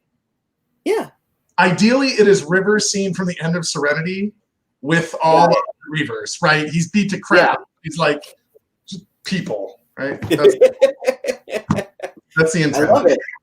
Well, let's go ahead and make a fighting and speed. Yep, 20. 20 total? 20 on the nose, yes, sir. That's awesome. Growler and the rest of them are also doing an amazing job. What's that? Yeah, that's awesome. Yeah. You guys are able to take out the first wave of agents, and then 2 track elites come out. Oh, no, not track elites. Yes, track elites. So it's actually going to be, you're going to take one on, and Growler is going to take on the other. Okay. So the question here is, one is like a human torch, just made of fire. The other one is like an Iceman made of ice. So which one are you going to take? I mean, I think, sadly, I think Retribution turns to Growler. He goes, feeling hot or cold, buddy? And he lets Growler pick. Well, I mean, for that, I'm just going to roll. Yeah, absolutely. It's fine. Yeah, so we'll just see what you end up with, I guess. Sure. Great. Again, because he's a responsive person. Yeah. No, he immediately darts off towards the guy made of fire. Cool. I guess. You know what I'm going to say? I didn't actually plan it to be Loco Diablo, but I'm going to say that it's Local Diablo. So they already have bad blood between them. Yeah, of course. So so he immediately darts off to fight Loco Diablo then. And you are fighting some dude made of ice. Yes. So Iceman. Yes. So how are you fighting? I mean, basically what it looks like is Retribution just advances up on him and like gets hit once and then punches him in the head. Like they're choking out. That's really like he's gonna take his hit first. Yeah. That's part of the thing. Yeah. Well, so if you're gonna take the hit first, I'm going to say it's probably going to be 4 brutal when you get hit. Sure. And go ahead and make your roll again, but give yourself a -4 to whatever your roll is. Okay. So one sec, because I have a lot of crap going into it. A 19. He's got a lot of ice spiraling around him, and he's firing it at you. He's also made of like really hardened ice, so it's not going to do as much damage. That's why the -4. So yep. So 19. 19, nice. And then yeah, I mean that's pretty good. I'm gonna let that go. 19 works. Because you have the knockout ability thing. I got all the crap. Yeah, so he's like facing me. Retribution's like, ugh. And then just, I think actually maybe he chokes him out. Maybe that's what this knockout is. That's okay. Right? He just puts him like this weird monkey sleeper hold. I think that's fine. I'm probably gonna say like you like hit him so hard that it makes it so that he can't concentrate on keeping his powers going, and he lets him down for a second, and you sleeper hold him. That sounds yeah, I think that's wonderful. The last thing is to break down the wall to the internals of the facility. So how will you do that? So shockingly, Retribution is not a strong person because he actually mechanically is not. So he looks up at the growler, right? And he's like, if it doesn't breathe, man, I got nothing. You can run through a wall. You ever see like the Kool-Aid Man? And he's like, "I got this." And he's just gonna try to psych up Growler to go break down a wall. Or we can say calm it. I guess is that. Well, I was gonna say, or we can say like you're like it's like the Kool-Aid Man, and like one of the other amps that's there goes like, I take offense to that, as he turns into this big red thing and just starts running towards the wall. Retribution can't handle it. He looks at Growler and goes, "Oh my god, this is so crazy!" And he Kool-Aid Mans it. And then I kind of want him to have the juicer power just because it's Kool-Aid. My next character. He'll be called banned from most parties. Oh, exactly. Yeah. So go ahead and make a roll for him breaking down the wall, and we'll see how good he does at it. I rolled a 14. What are the skills we're using here? It's gonna be might and double might, just double might. A 20. 20 total. Nice. That's exactly what I wanted. All right, cool. So yeah, so you guys are able to do that. You guys break down the wall, and the infiltration team can now leave their Jeep and do the last phase of this attack on the facility. So the first phase is getting to the correct location in the rooms. You have to go through a lot of hallways with a lot of firepower between you and there. So how will you do that? I'm sorry, this is Bygone and Wraith now. No, I'm thinking. Okay, sorry. I just didn't say it out loud, so. Sorry. So do we know where in the building we have to head? Yes, like the Lance goes just like, all right, so these are the dim corridors that we need to do in order for us to get here. And here, where he's pointing, is where Pattern and Wraith need to get into through the walls. Correct. Okay. Can I just open a portal? You can. This part of the thing, you can open a portal. You just can't do it for the next part. Okay. I will do that. All right. So spin your juice don't forget to make your roll. Did we gain any juice with the start of this fight or no? Yeah, everybody would have gotten 1 juice. Yeah, at the beginning of the fight. Okay. Okay. And if there had been some like terrible rolls along the way, we might have gotten more. But everybody's been rolling pretty good during this important scene, so that's good. Okay, so hold on. So it will be my. Well, remember your portal isn't. There's no roll for your portal. You just have to make a roll. There isn't, and not but get a 1 through 4 on it. Yeah. All right. 12. I'm good. Okay. That could have been really bad. That could have been horrible.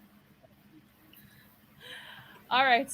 So, yes, she goes over to a location that is not in the middle of all the fighting and opens a portal. Very And cool. yeah, it is open for 4 minutes. 4 minutes. Yeah, I think we have 4 minutes for your portals. Yeah. Yep. But that's okay because that's what the Lance and whatever the 5th member, they're there to kind of defend the portal there. So you guys are fine. Okay. So you guys all go through the portal. Yep. Mm-hmm. So you guys all get through the portal, and it brings you to this kind of large, like cavern almost, just made of, like, the walls are black, obviously made of a lot of the same material that the chamber is made out of, that would dampen amp powers. But seeing as you guys had some of that stuff in you, it allowed you to operate without any kind of hindrance. So now, Wraith, I need you to make a fortitude and intangibility roll. Oh, okay. And this isn't to activate so I can go back and forth during the duration, right? This is something else? No, this is that. So you're going to spend you spend the juice. Right, but it's intangibility plus discipline. Oh, it's a different thing. Okay. It's a different thing in this case. Oh, okay. Still not bad. See? You're fine. 12 plus 8 is 20. Okay. The 20 is great. The 20 is actually what we needed. Okay. If it was anything lower than that, it would have been bad. So you hold hands, or however you grab onto Pattern. Okay, so but what I have extended phasing, or yeah. Okay. So when I do that roll, it's minutes instead of rounds. Gotcha.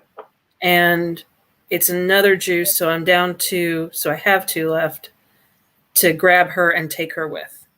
Right. And how many minutes is it? Well, because I got 20, it should be 20 minutes. If you roll a 20, it's 20 minutes? Okay.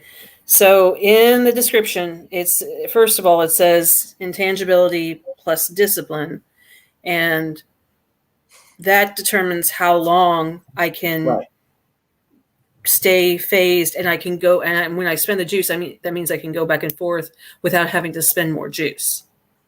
Right. So the check is normally intangibility plus speed, but you only need to make that if you're making it in the heat of the moment.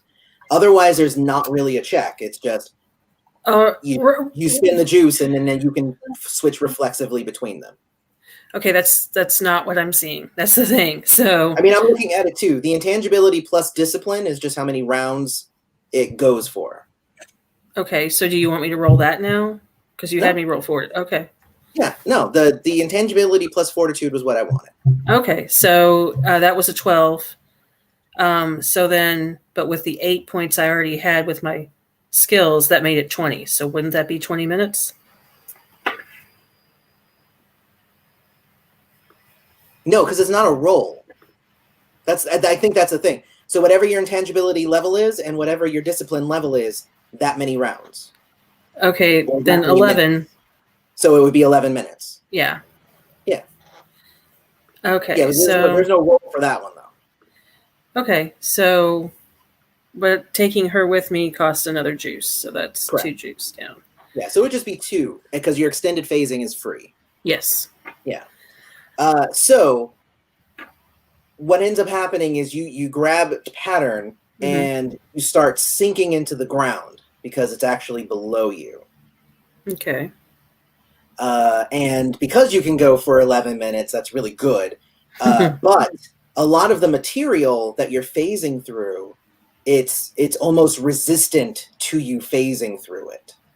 That would make sense. That's what the fortitude roll was basically you withstanding this resistance to you going through it. But you made a good roll. You got just what you needed. Otherwise, you would have damage. Ooh. And when you reach the bottom, you see that there's like it's freezing in this room. It's just tons, and it's like just tons of just computers and servers and all of that stuff. Okay. And now it's Pattern's turn to put the virus into the system. So if you can make a roll for that, Okay. it'll be let's say knowledge and technology. Ooh, hang on. So, two, And we'll see how good Pattern does. 21. 21. Hey, there you go. All right. Well, what ends up so she starts going, she goes over to the system and she kind of closes her eyes, and you see her eyes kind of flutter, and it's like the Matrix in her eyes and stuff as she's kind of infiltrating the systems and kind of breaking them all down. And like a lot of them actually start like overheating. The room starts getting very, very hot, and there's the virus that's going through. And like literally, she says, "They're fighting me. They're fighting me. Just leave. I'll have to do the rest myself." I can wait. Matter of fact, I can probably keep you phased so you don't get hurt. Well, you can't keep her phased because if she's intangible, then she's not connected. Okay. Well, I can grab you pretty fast if we need to. I don't want to leave her behind. I understand that. I'm going to say probably about another minute goes by. She does say that you should leave.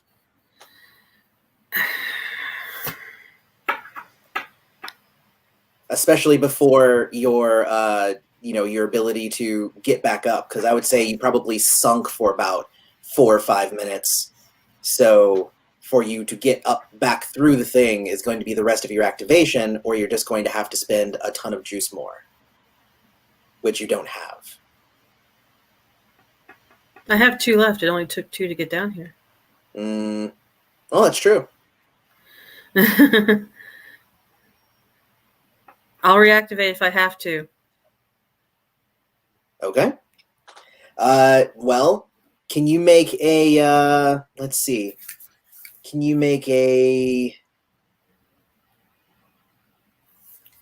Character sheet. Let's see. I'm trying to think about which role that you would make. Make an intuition Okay. and survival roll. Oh. Is that a good roll for you? I actually No. wasn't thinking your character would be good at survival, really. No, I've got zip in survival. So what am Okay. So comrades? Loyalties? You can add your comrades to it, yes. Okay, because I would think that would apply here.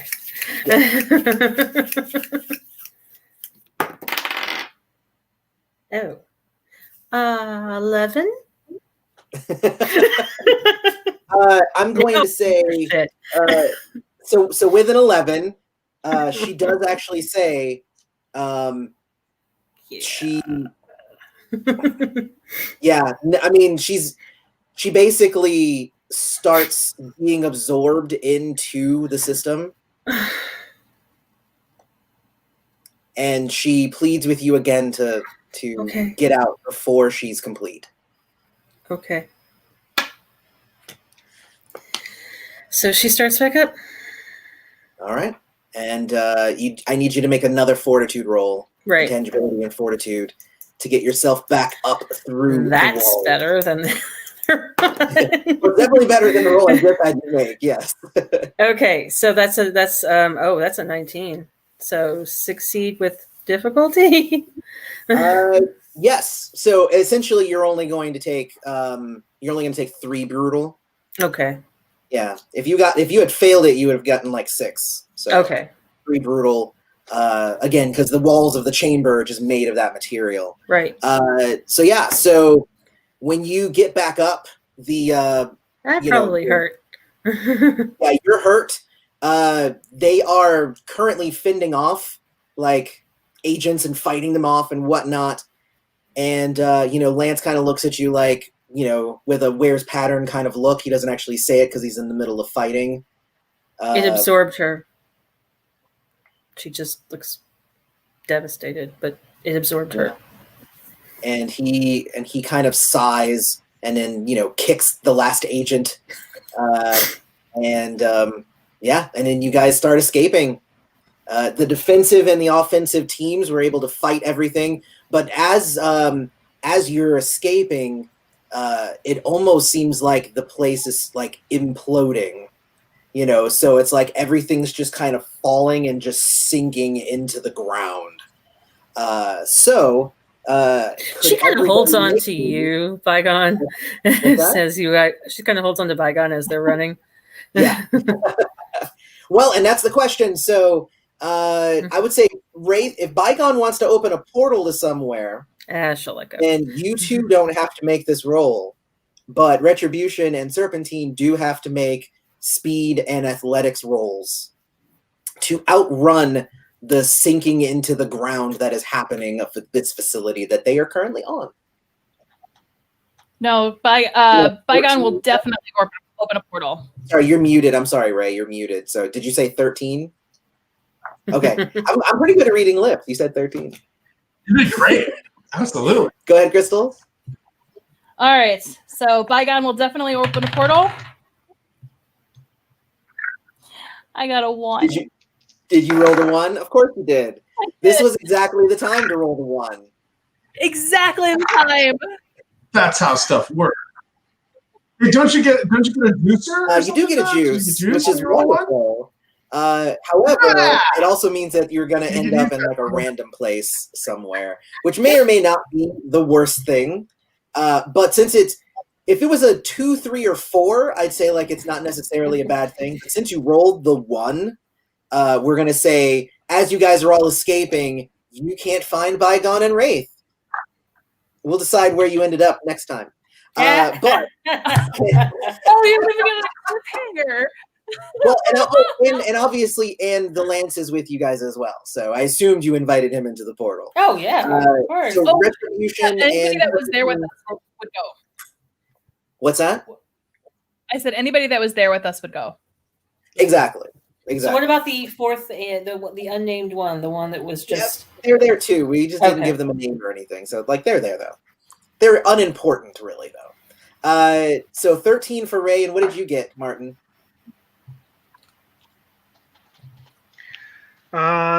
It was in athletics and speed, you said? Athletics and speed.